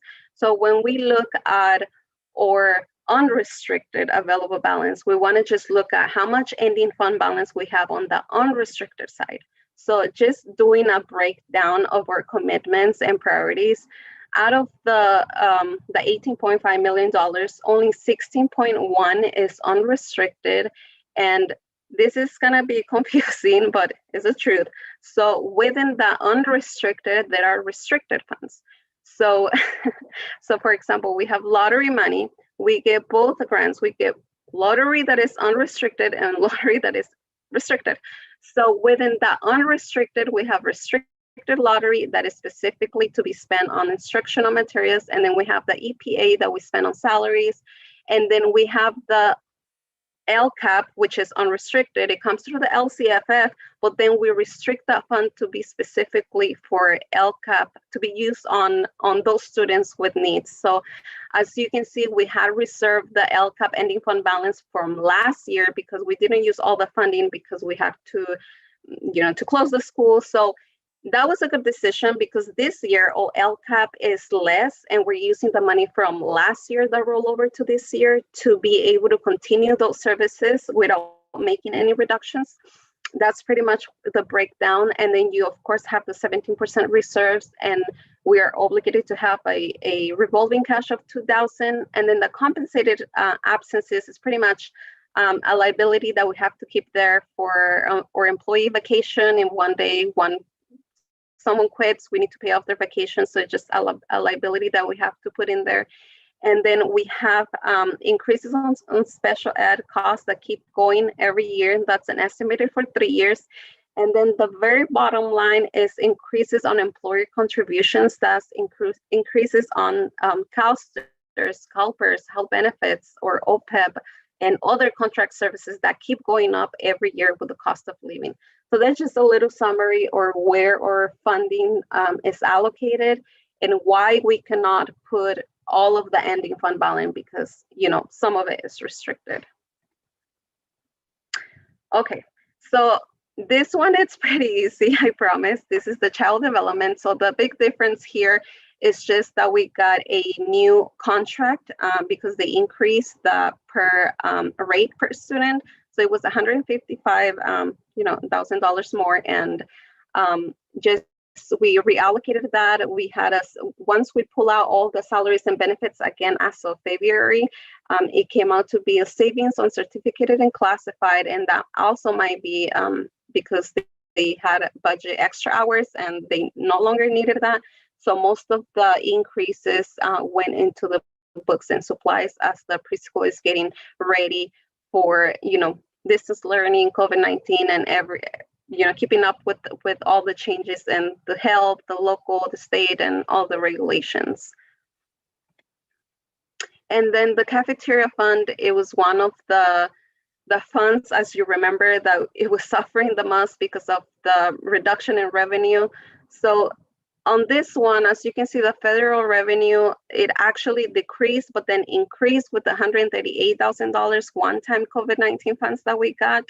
And then as you can see, the salaries, benefits, books and supplies, and other services decreased because, as you remember, I mentioned that we moved expenditures out of this fund to be able to pay it out of the COVID-19 restricted funds, to be able to use those unrestricted funds for priorities for the district. So as you can see, the transfers at the very bottom where you can see it was $960,000, $959, and now it's $308,909. So we were able to make a big reduction. And on the books and supplies, we also got together with Chuck and we looked at the numbers again, and we were able to reduce the numbers based on new projections. So that also helped out with the minimizing the inter-fund transfer. And the other forms, you're very familiar with them. You know, I think the most important here is the form of cash, because that's where you can see where we're going to get our cash deferrals. And if you look at the very bottom line, what you really want to pay attention is to make sure that there is a positive ending cash balance. And that's pretty much what the county looks, that's pretty much what the state looks, and that's pretty much what I look to make sure that we don't run out of cash. And for this year, we are in good standing, so we're ready to go.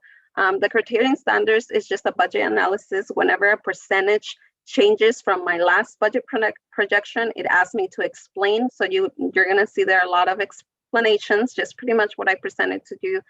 And then you have the MYP, which is the multi-year projection. And my favorite is the TRC, which I always bring to you. It's totally clean. That pretty much looks for any errors in the accounting codes or anything that is not balanced. And so you can see everything is balanced, and it's a clean TRC. So that always makes me very happy.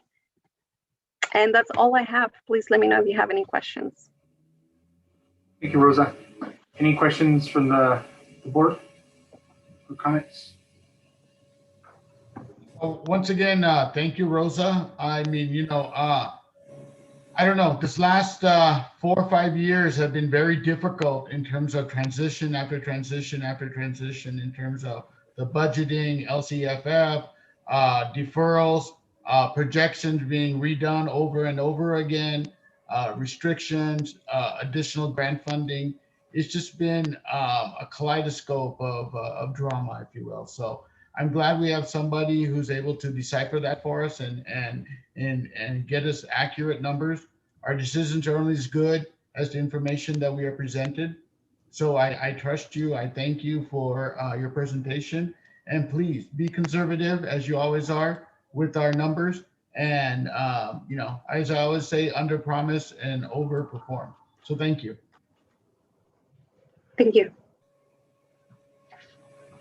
Any other comments or questions? I just want to say thank you. It seems like a giant moving target all the time, but I not only appreciate your attention to detail, but your passion. And I'm glad that you enjoy clean, TRCs and every, I'm glad that you're at the head of that, because, loving what you do is important, and I appreciate all the info. Okay. No other questions or comments? Can I get a motion to approve 7.1? I make a motion to approve. Second. Second. Okay. We'll do roll call. Mr. Neil Patel, Aye, aye, Captain. Mr. Jacob Sandoval, Aye. Mr. Andrew Sandoval, Yes. Miss Sarah Turner, Aye. Miss Ariano isn't present. Motion passes 4-0. Thank you, Rosa. So moving on to 8.1. My turn. Our CBO is a hard act to follow, so I'll do my best. Thank you for the introduction, Rosa. Appreciate that. I just have one item tonight that I actually feel a strong sense of relief about. I have for you tonight an action item to initiate an agreement with School and College Legal Services of California, which is a JPA that serves schools and colleges. What they can do for us is review and update our annual notification to parents, which is out of date, which we discovered maybe about 10 months ago, that we needed a redo on this. It's very similar to what we faced with our board policies, that they had become so out of date, and we just needed a global adoption to get reset and then follow the updates as they come in to our district, which we have done. So this would be the same approach. This is a compliance document that's very dense. It can be anywhere from 30 to 100 pages, depending on your district, and parents usually receive it in a little newsprint. So I had some really nice conversations with this company, and I've been Googling for quite a while, trying to find an agency that could help us with this. We used to work with, a few years ago, in talking with our lead office assistant, Amy Lopez, with a company called Schoolyard, which is no longer functioning. So this company, I had great conversation there with their head office lead, as well as one of the attorneys that work there. So this wouldn't be a retainer. This is a billable agreement for hourly rate. I have an estimated cost of about $2,800 to $3,500 on this document. They estimated it would not exceed 10 hours. So I wanted to give a little leeway on that budget amount, depending on what we discover when they start digging into this. So by approving this document, this contract tonight, it allows us to have a billable agreement with the School and College Legal Services of California to give us a redo on our annual notification of parents. And then also they will provide us every spring with updates for free that can be plugged into the existing document. Okay, thank you, Nadine. Sounds like you're right. Same thing as similar as CSBA was done before. So, yeah. Any questions or comments? No, I just appreciate Melissa and Nadine's clarification on it. That it was just for this particular item. One of the things, just the agreement was said it's ongoing up to 4 years, but that we can terminate. It's not really, we're not really looking to just assign a new law firm. So an additional one. And it's an important document, and I appreciate the work on it. Thank you. Can I get a motion to approve? A motion to approve. Second. Second. Okay, we'll do our roll call vote. Ms. Sarah Turner, Aye. Mr. Jacob Sandoval, Aye. Mr. Andrew Sandoval, Aye. Mr. Neil Patel, Aye, aye, Captain. Miss Ariano isn't present. Motion passes 4-0. Okay, thank you. So we're moving on to 9.1. Thank you. 9.1 is a request for approval of an MOU between our CSEA chapter and the district to participate once again in the Classified Summer Assistance Program for the 2021-2022 school year. Our district has participated in this state-funded program since the 2018-19 school year when it was started. And what it does is for eligible 10 and 11-month classified employees, they can defer money throughout the year for their summer paychecks, and the state will provide some matching money up to dollar to dollar.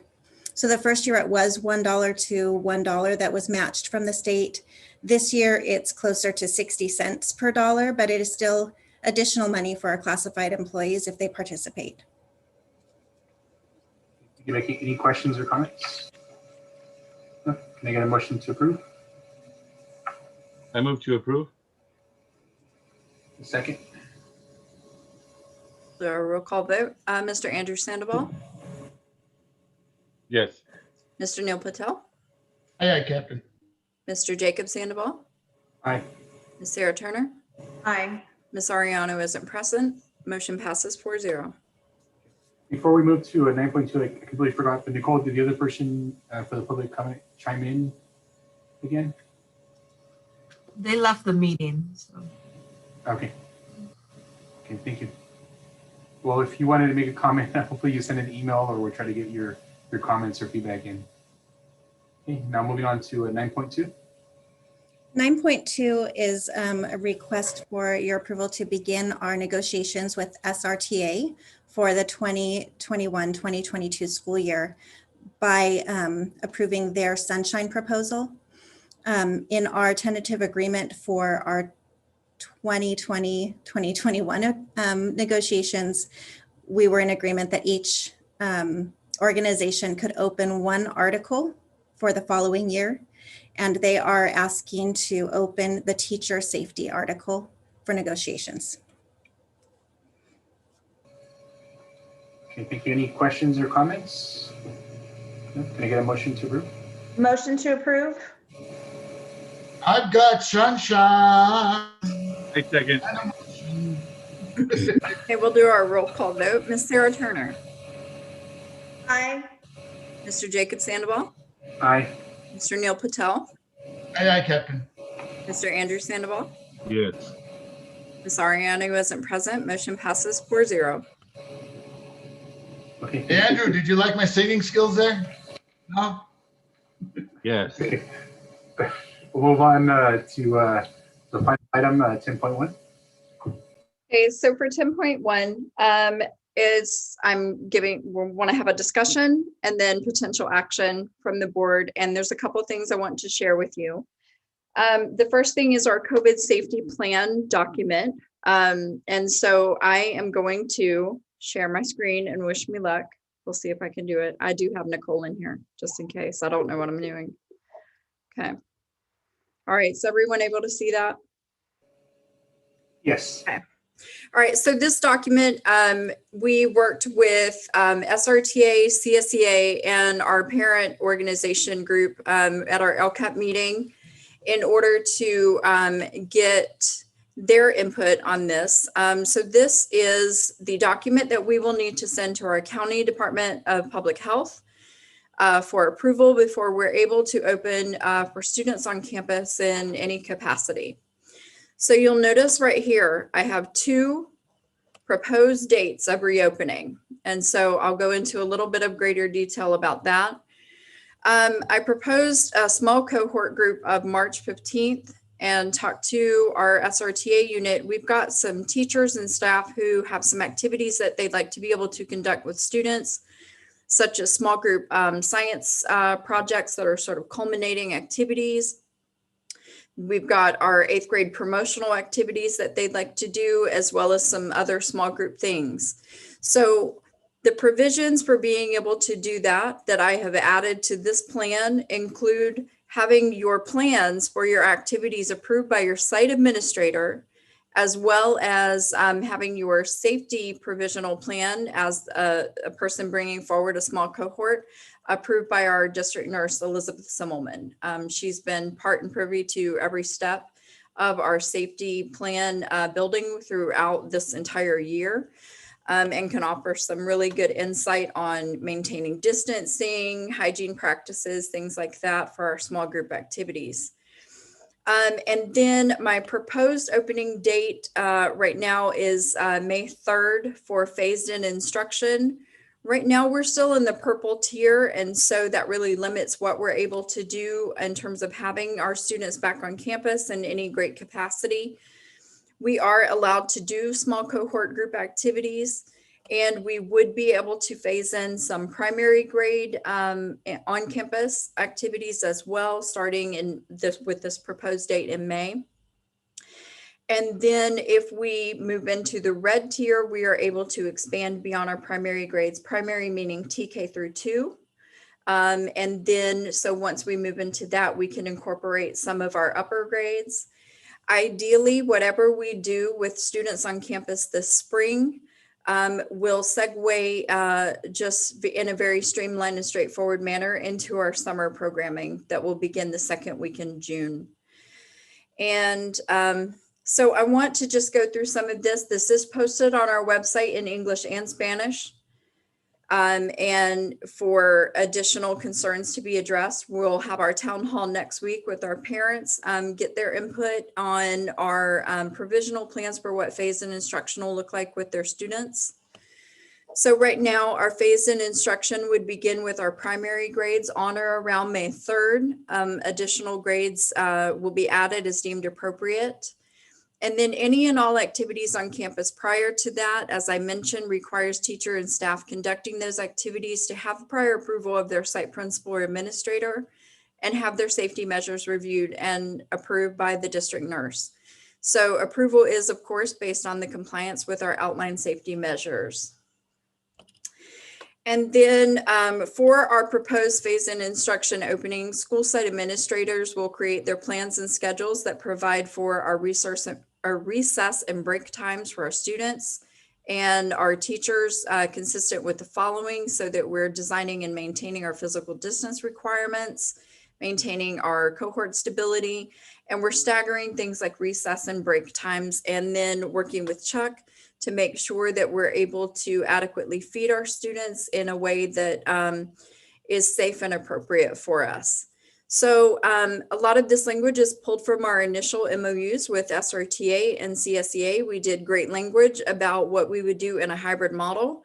And this language still holds water when we go back and look at it a year later. And so in working with those units and kind of reviewing that, we did a good job, and we thought, it's not broke, don't fix it.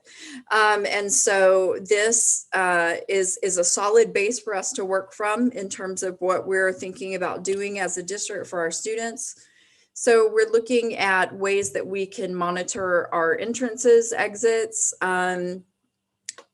having face covers, additional PPE available per request, things like face shields. That we're doing our health screening. The adults on campus, our employees will self-screen. Then we're going to help screen our students when they come in. And that we're not only practicing healthy hygiene practices and using all that wonderful equipment that our MOTF department has installed in our classrooms and on our school sites, but that we're actually having some lessons and talking to our students about how to diligently manage the hygiene practices in this new environment in the pandemic. Of course, following our county health guidelines for contact tracing and reporting of information, maintaining the privacy of our employees and our students as well.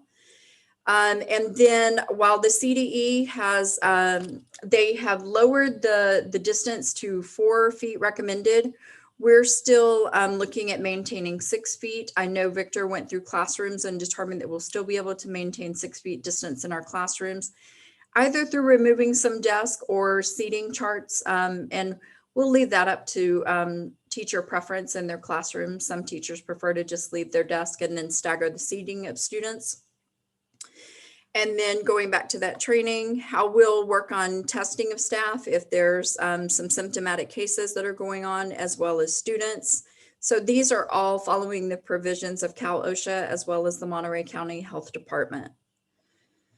And then looking at ways that we are going to continue communicating out our plans with our families. And when there are positive cases or exposures, I'll work closely with our director of HR to make sure that we're following FERPA and HIPAA privacy requirements anytime that we're giving out those required notices.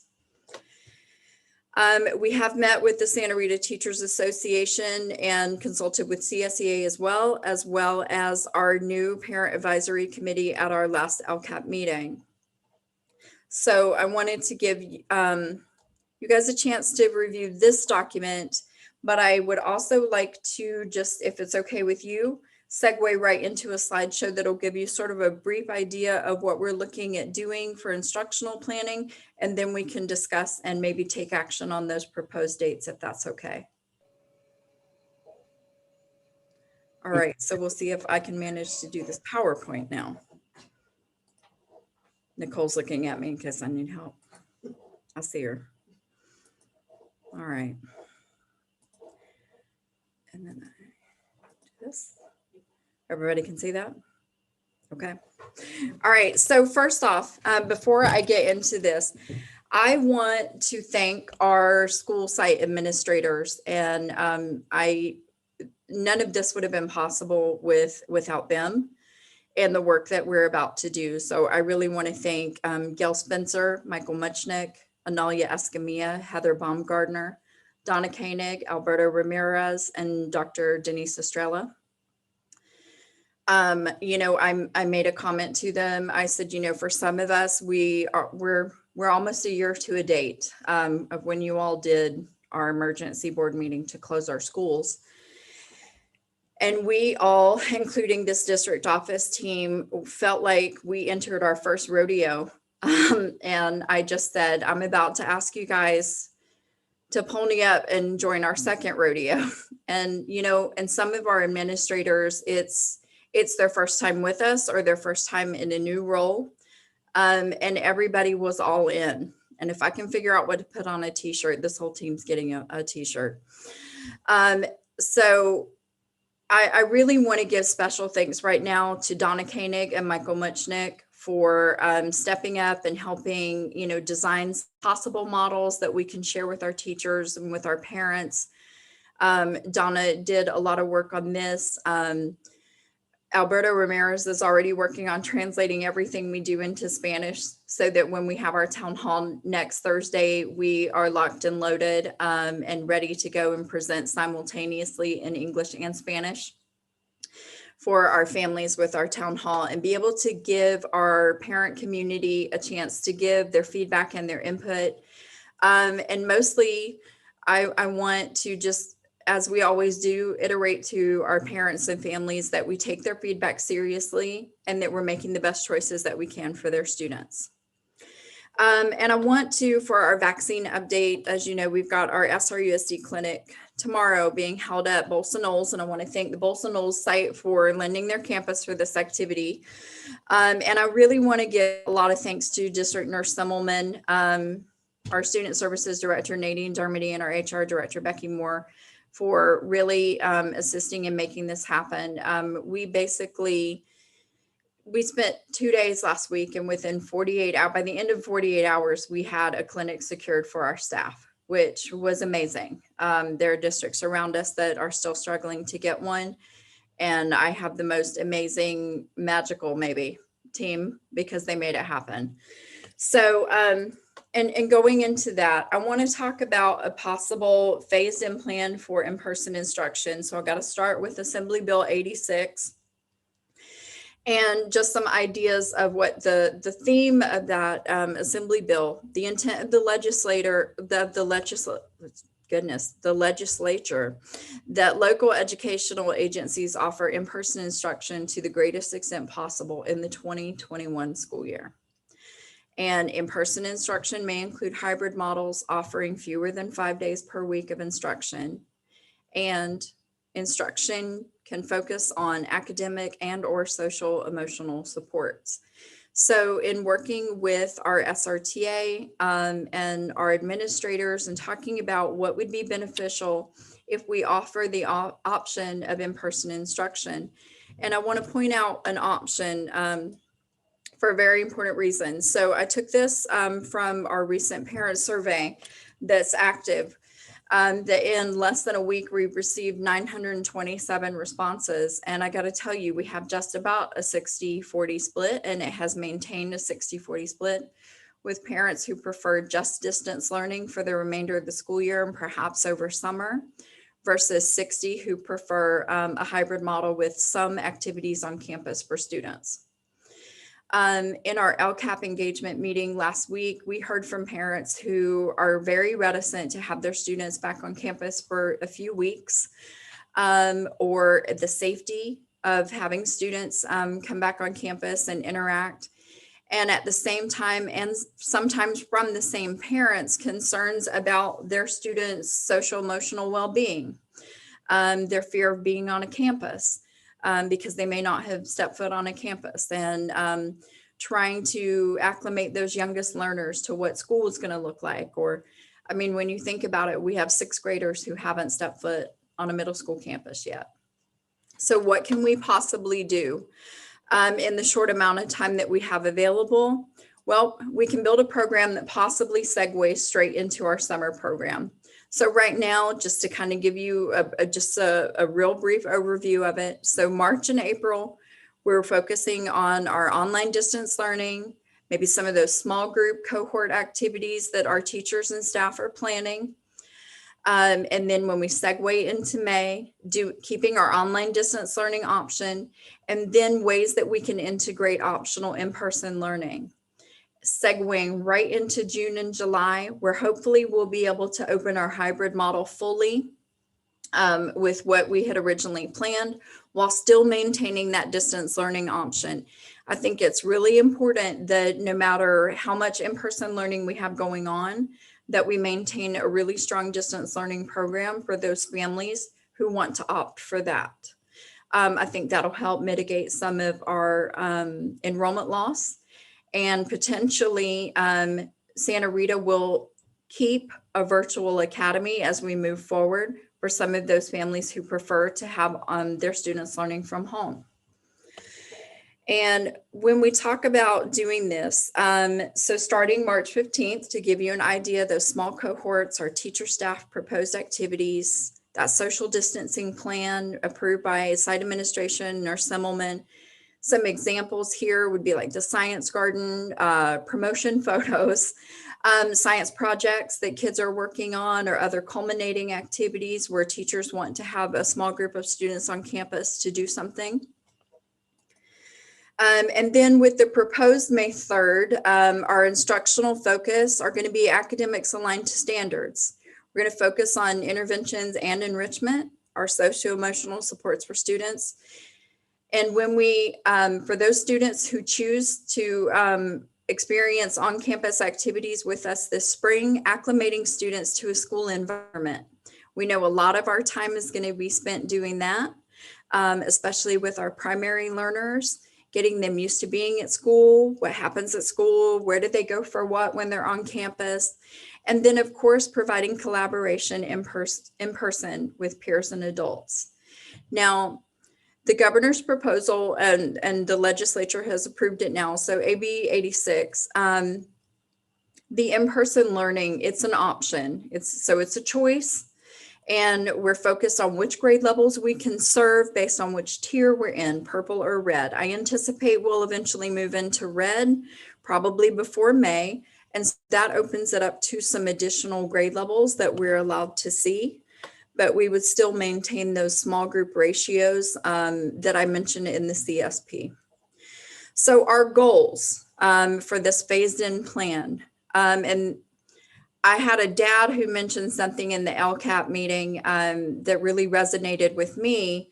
And a lot of parents kind of chimed in about, well, if my child goes to do some in person, I don't want them to have a different teacher. They've had this teacher all year.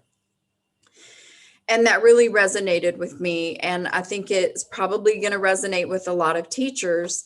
And so whatever we do, we want to make sure that our students have the ability to remain with their 2021 teacher for at least a portion of the day. So if that looks like we're doing our distance learning program in the morning with students, and then we're doing our in-person option a little bit later, that way they're still maintaining that relationship with their 2021 teacher. And frankly, those 2021 teachers get to maintain their relationship with their students. And so what we would be doing though is acclimating students to the campus environment for the in-person option. We're going to provide socio-emotional support and character counts activities for everyone, whether they're still doing distance learning or they're coming in and doing some in-person activities with us in the spring. We're going to provide our interventions and enrichments, and this will segue right into our summer academy, and then keeping that structured distance learning program in the morning for our students. And we'll be working with our and fully engaging, just like we did last spring and summer, about our instructional planning team, because that's how Santa Rita had some amazing ideas on how to make this work. We tried a system that would allow 100% of our staff to give input, and we had parent advisement on every one of those committees for the grade level cohorts to get their feedback and input on what a hybrid would look like or distance learning. And while we planned greatly for a hybrid, we weren't able to open that. But because we simultaneously planned a wonderful distance learning program, we were able to just move right into that. So we will pony up for our second rodeo with all of our people and do another amazing plan. So kind of some of our next steps, those instructional planning meetings, like I mentioned, 100% engagement of our teachers and admin. When it comes back to opening campuses and our safety plans and all of that, we engage our CSEA unit in that because they're responsible for a lot of those activities. We're going to start with our first SRUSD town hall, March 17th, 6 p.m., English and Spanish breakout rooms. So it's going to be something. I hope some of you can join us for that. We're going to continue with our parent surveys. We're going to send out a more distinct survey, particularly after that town hall. I think it's important for parents to be able to make an informed decision about which model they want. So we're going to do that town hall and be able to show them what our instructional programming would look like if they're choosing the in-person or if they want to remain on distance learning for the culmination of this school year. So we will need to collect that data though and begin building the in-person grade level groups after we have our town hall. Then we'll review and revisit our MOUs with our classified and certificated units. And then we'll move right into building the Summer Academy program for June 6th or June 7th through July. I don't think it's July 6th. I want to say it's supposed to be July 16th. Becky's looking around. She has it written down in her office somewhere. And that's just a typo. It's a 6-week program is what we're looking at doing. July 16th. Say what? July 16th. Yes. So that's just a typo. That should be July 16th. So we have a 6-week program. Now, you should also know we're also working with Dr. Summer Prather-Smith with the Migrant Education Program at MCOE because they're going to be running their summer program as well. And so we'll keep that connection going and get as many of our migrant students served either between our summer program or her summer program like we always do. Whew. Now I feel like I need to take a breath. I did a presentation almost as fast as Rosa. All right. So questions or comments from the board? Yeah, I have a comment, and I don't like to start with something negative, but it's what I feel really strongly about. I'm a teacher, and if you came to me and said, you're going to be hybrid and you're responsible for distance learning students, I would say no. I would say that I can't do two different things at the same time. And even if I've been responsible for 24 students all year long, I can't have I will tell you, it's okay if people don't share my opinion, but basically I feel like we need to tell parents you're making a choice, and it may be sacrificing the teacher that your kid has been with if you need to stay in distance learning. So what we're looking at, let me clarify a little bit better. So for the spring, we're not looking at doing our full hybrid model. We're looking at integrating grade levels of students in for some afternoon programming. And then the students who opt to stay online, they'll work with the teachers who are just going to do some distance learning online. So it'll be small groups of students in May. It won't be the full hybrid model because I think that's an impossible task right now for our teachers to take on this late in the year or any year. And so when we look at doing this, we're not going to do anything that's going to be impossible for our parents or our teachers. And it's not about chasing any money that the governor has offered. It's about what we're going to be able to do. So if we engage students in the morning with our teachers, and we have some of our teachers who are willing to take a group of students in the afternoon at a particular grade level in a small group for some on-campus activities, then we'll be able to do that. Then we'll need to have other teachers who are engaging those only in distance learning. So you're not going to be doing both. It'll be one or the other. Because having someone attempt to do both right now is absolutely impossible. And so when we start working with our instructional planning team, a lot of what we're going to talk about doing is engaging our students in some social emotional activities, either on campus or online. And now one of the things I want to say is that when we do this, and it may only be for an hour or two, it's not going to be all day because we can't do it. That's impossible. And I don't necessarily think it would be appropriate for anybody to attempt to do that. So one of the things that I talk to our administrators about is the fact that even if students are engaged online for that activity, while other students might be doing something on campus, it's really important to me that whatever that activity is, it's not a program on a Chromebook. So if I'm engaging with them as a teacher, we're going to do some of our socio-emotional stuff. We're going to do some enrichment activities. We're going to spend some time talking and doing those kinds of things. We've got our instructional time in the morning that we can do, and we can work with parents on what those minutes look like for the last few weeks of school, and with the purpose that we're attempting to begin integrating our students into our summer program, which is our ultimate goal. And so if we keep our focus on that, and what our end goal is to be able to get our students ready for campus, no matter what it looks like in the fall, and we have the spring and the summer to gradually do that. And with the thought that, sure, the governor offered some nice money. We don't need it. We can mitigate our students' learning loss, and we can do our amazing programming like we always do with what we have. If we can access some of it, that's great. But to chase that money isn't necessarily to do what's best for students. So I just kind of want to put that and sort of really make a perspective. There's no way for the month of May that we can go to the 2 days on, 3 days off hybrid for students. So it's got to be something a little different than that. And I'm not going to use the word lesser. I'm going to use the word different, because what we're attempting to do is engage our students in a different way, knowing where we're trying to go with them and help our parents get there.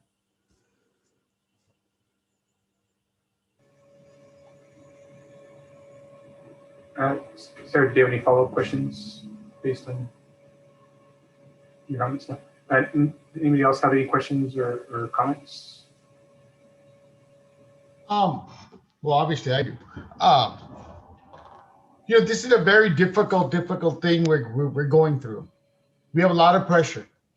We have parents asking us, 60% saying open up, 40% saying hell no, we won't go. We have issues with concerns regarding safety. Is our buildings ready? Is the ventilation ready? Do we have the PPE? We have issues regarding teachers and staff. Do we have proper vaccination protocols? Are people vaccinated? Are they protected? Are we doing things to make sure that their health is being taken care of? We have infrastructure issues regarding if we have transportation How are we going to bring those students back if we have to separate them by 6 feet on that bus? We have CDC pressures telling us we can only have so many students on campus at a time and no more than 12 to 14, and they have to be isolated and they got to stay there all day long with the same group, that same teacher. So considering all of these restrictions, and on top of that, there's one that's really difficult, and that is that in the entire state of California, Monterey County is rated in the top 10 in terms of the highest level of COVID cases. And within Monterey County, the two highest zip codes, as Sarah knows, we keep talking about it, and it's always 93905, which is East Salinas. But you know what's up there? 93906, which is us, Northern Salinas, Santa Rita, Bolsonos. And so what do we do with this? It's not like the threat is non-existent, it's there. Yes, the numbers are high, but we want to protect our students and we want to get back to normal as soon as possible. So I really like the input that we've gotten from the teachers, from the classified staff, and parents. And so bottom line, when I come down on this, I'm going to come down on the issue on the side of choice. Yeah. And that is for those parents who want to protect their kids because they feel that's not ready yet, then they should continue to have that option of online learning. There you go. For those who would like to get the students into class, we have a responsibility to make sure the safety of your child and our staff is number one prior to anything else. And to mitigate those concerns on both sides, we're going to transition into it. And that's what I like about this plan, is that we're going to go into cohorts right now, small cohorts, bring some students in.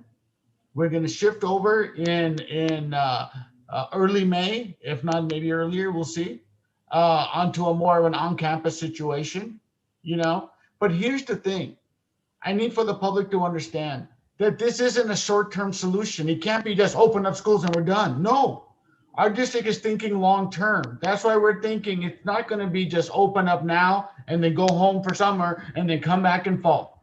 No, we're going to have a summer program that is going to have to be there to recover all that information, all that knowledge, all that social well-being, all those social skills that have been lost. We need to have that makeup time. And then next year, we're going to have additional things we're going to need to do. Intervention, support, bringing in additional classes, morning, 8, noonday, whenever, because our students need to catch up. So I think the way our district is approaching it, and the indication to me that we're serious about this is we didn't wait for the other districts and say, oh, open up, please give us vaccines. Our district worked hard to get the vaccination, not only spots reserved in Natividad, but when they were taken, we have it on our own campuses to provide for our teachers, to make sure they get vaccinated so we can get back into the classroom as soon as possible. So everyone wants to get back into the classroom. The question is, how do we do it? And how do we do it the best way for our district? We are a small district, but we take care of our own. So Melissa, I thank you for your plan. I do share the concern Sarah said. I would like to see how the eventual, not hybrid, but as you bring them back onto campus, I would like to see that, and the sooner the better. But overall, I think we're addressing a lot of concerns. Above all else, we're offering choice. Thank you. I just want to reiterate that, my statements, it's to remind everybody that, as a former colleague of mine used to say, sometimes you have to go slow to go fast. And so when I propose these dates for you, I am asking for us to be methodical about what we're doing and organized and do something that's possible and something that's safe, knowing that our end goal is to be able to serve as many students on campus as possible, while protecting our teachers and their sanity. That's a distinct need. And being able to do something that we know is going to be effective, not haphazard. That's my greatest fear right now, is that if we try to push, and I know, I'm well aware what our neighboring districts are doing, and that's okay for them. So when I do like a later proposed date with maybe a smaller integration plan of what a phased in person looks like, it's because I know it's possible, and that it's safe. And I know it's going to be the way that we get our students where we need them to be before we start in August. So really, it's about that. And we've never wavered off of holding safety first. And so I'm sticking to that. Yeah. Thank you. And sorry, Gabe, there's one more point I want to make. And I am sick and tired of the vilification of the teaching profession. The idea that our teachers are being vilified right now for asking for basic protection before they go into a set classroom, it upsets me. You know, it really upsets me. And so I just want to tell people, stop it. You know, when we do go back to school, those are the very teachers that are going to continue to educate your son and daughters year after year after year for the little money that they get, and the money out of their pocket every year to buy supplies and et cetera, et cetera. You know, no, these are noble people. You know, at this moment, we should be working together and not vilifying one group against the other. I'm sorry, I really had to say that, Jacob, I apologize, you know, for interrupting you. No, that's totally okay. That's part of the discussion we're having, and I appreciate Sarah's comments as well, because I've been kind of being torn about this a little bit myself, and different conversations I've been having with different parents and teachers in other districts, not just locally, but just in other areas in general, and how to approach this. And I think once you kind of hear all the logistics that are kind of involved, and I always take the approach that, you know, it's better to do it right the first time. You know, we did hear a lot of other states that have opened up really quick, kind of like they were in a rush, like there was that pressure to just open it up just to like a week or two later, having to do shutdowns and opening up again, which I'm sure can cause a lot of chaos for staff and teachers and parents when you have a plan in place. And no, now we're doing this. No, now we're doing the different thing. And so I do understand the concerns of a lot of parents of wanting the kids back in schools, and some parents being reserved. But we just want to make sure, you know, the parents understand that we just want to do it right for the community and for the parents, and that when we do have a rollout, you know, that everybody feels that, hey, you know what, they took a lot of thought into this. It might have been, you know, at a slower pace, but it was done right, you know, which I think is the most important thing, to make sure that that parents, and not only parents, but teachers and staff also feel that they're being supported and they're not just being thrown into something rushed. Because I think at the end of the day, we're just not dealing with opening schools, but we're also dealing with the summer program and everything else that goes afterwards. So we don't want to, I know Sarah has mentioned how tough it's been to being a teacher right now, you know, especially for the little ones. And you know, we talk about exhaustion having because of COVID, but I can only imagine teachers, you know, and I have family that are also teachers, and cousins and stuff, and they tell me, you know, this is the most they've ever worked, of how challenging it is to kind of maneuver through stuff. And so we also need to be very cautious of the pressure we put on them as well, and making sure that they don't get exhausted either, because we need them, you know, for the families and the students. So, you know, as we hold the town hall meetings, I just want to remind the public and the parents out there, you know, just to be kind. And, you know, our whole goal is to serve the community and serve the students and the parents. And so we want to work with you in trying to figure out, you know, the best approach that goes to doing that and doing it right. Yeah, and just a couple things. I mean, just to really be as transparent with people as possible, that we are really not talking, and what you're describing is really not in-person instruction in the way that parents are thinking about it. Like, parents are thinking about in-person instruction in terms of, I don't have to monitor my child when they're on Zoom 2 hours a day and work with them to make sure all their assignments are, and if that's not going away, we need to really be as transparent with people as possible. I also have concerns that we have parents that say they want distance learning, and a week after we have children on campus who are doing PE activities and science activities and everything, and that's what their friends are talking about, that suddenly those parents don't want distance learning anymore. And, you know, what's our ability to accommodate that or not? So just, and then I also, it's something we talked about in the beginning, is making sure we have childcare available for our employees whose children in a normal circumstance would be on our schools or in our preschools. And so I appreciate everybody's work involved in this. And I don't care about the money from the state. I don't care about what other people are doing. I care about it being done correctly. And just, as we take steps and we need to fix them, I know we'll fix them. But just, knowing that it's a reciprocal process, and, we're always learning to grow and improve. That is our mission statement. That is. Yeah, I'd also like to, just mention my support for Sarah's thoughts about how, overworked or how hard our teachers working. But, I just also want to be as transparent and make sure we're addressing all our parents' concerns. And all our contact info is on the district website, and we encourage you to participate in the town hall meetings.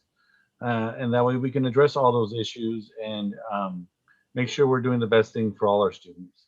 I did want to go back to the first presentation where it talked about self-screening for our staff, like if it's going to be an option, just for tracking and for monitoring, temperatures and that kind of thing. I think, in my opinion, it would be a good idea if the district was tracking that, or not maybe the option of self evaluations, or I'm not sure what the language was on there. Could you go back to that? Is that possible? I can let Becky, while I pull this up, I will let Becky tell you what self-screening means for staff. Sure. What we have in place currently is an online program where staff do log in the morning and enter their temperature, check any symptoms they're experiencing, and submit that. And between the district nurse and I, we're reviewing that to respond to anybody who should not be on campus. Although I have to say, really, our employees have been wonderful about talking to their supervisors if they are experiencing symptoms and shouldn't be on campus.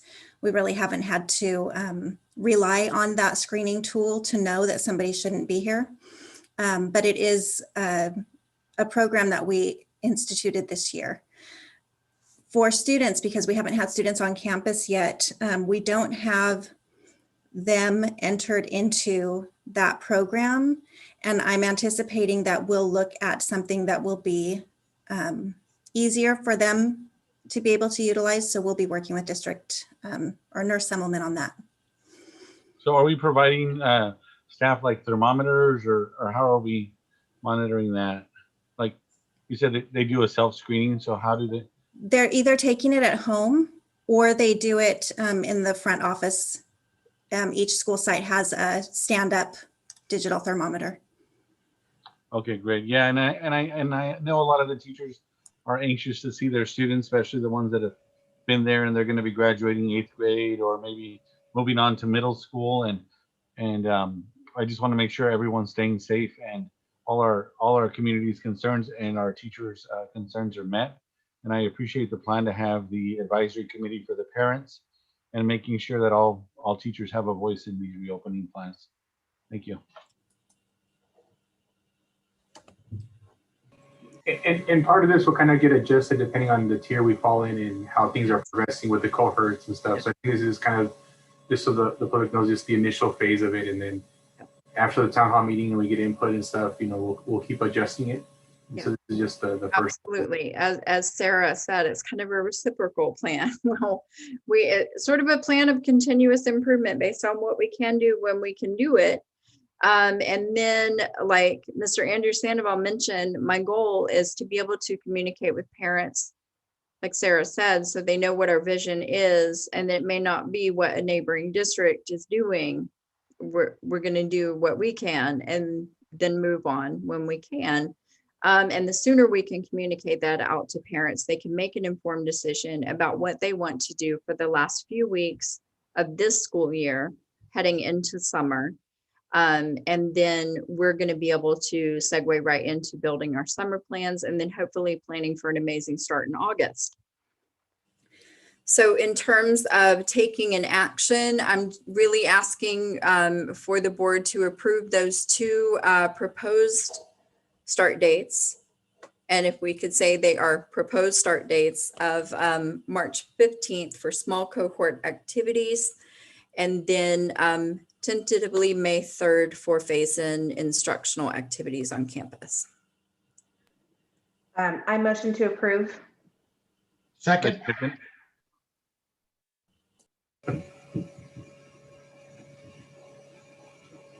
Let me unmute myself. Mr. Andrew Sandoval, Yes. Mr. Neil Patel, Aye, Captain. Mr. Jacob Sandoval, Aye.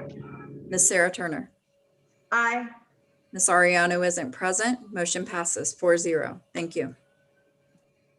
Okay, thank you, Melissa, for the presentation from the board, for the discussion as well. Okay, so now that's the last item. Is there any future board agenda items that the board would like to? I know we have a lot of urgent matters and a lot of activity going on. Just you know, if not possible for the next, maybe the following meeting, just the report on the committee for the Bolsonols for yes, for Mr. Gutierrez. I appreciate it. And just, you know, Mr. Sandoval, we did talk about, Melissa and I just this week about potentially having the committee meet one more time before we brought something forward to the board, but she and I did meet about it this week to talk about it.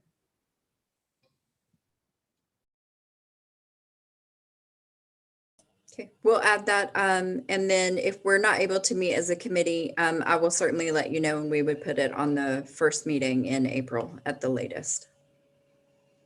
And just how you mentioned, board, we talked about the good beginnings. If anything comes up, feel free to email myself or Melissa items or ideas that kind of come up along the way. Okay. And if there's nothing else, can I get a motion to adjourn at 8:16? I make a motion to adjourn at 8:16. Point of order, Mr. Chairman. I object to these proceedings to deter me from continuing my ability to communicate with my, people I represent. Anywhere you promised that you said you would end the meetings? No, I never agreed to these things. That was a non-negotiable. This is a building consensus, Mr. Patel. I believe we have a first and a second. We have first and second, yeah. Can I get a roll call, please? Ms. Sarah Turner. Aye. Mr. Neil Patel, and you have Victor here. He owns the tractor. Never. I'm putting the tractor back out there. And Victor owns the tractor, so you got to adjourn the meeting. Oh, I forgot about that. Yes, absolutely, yes. Mr. Jacob Sandoval. Aye. Mr. Andrew Sandoval. Yes. Ms. Ariano isn't present. Motion passes 4-0. Thank you. Okay. Thank you, everybody. Stay safe. Thank you, everybody.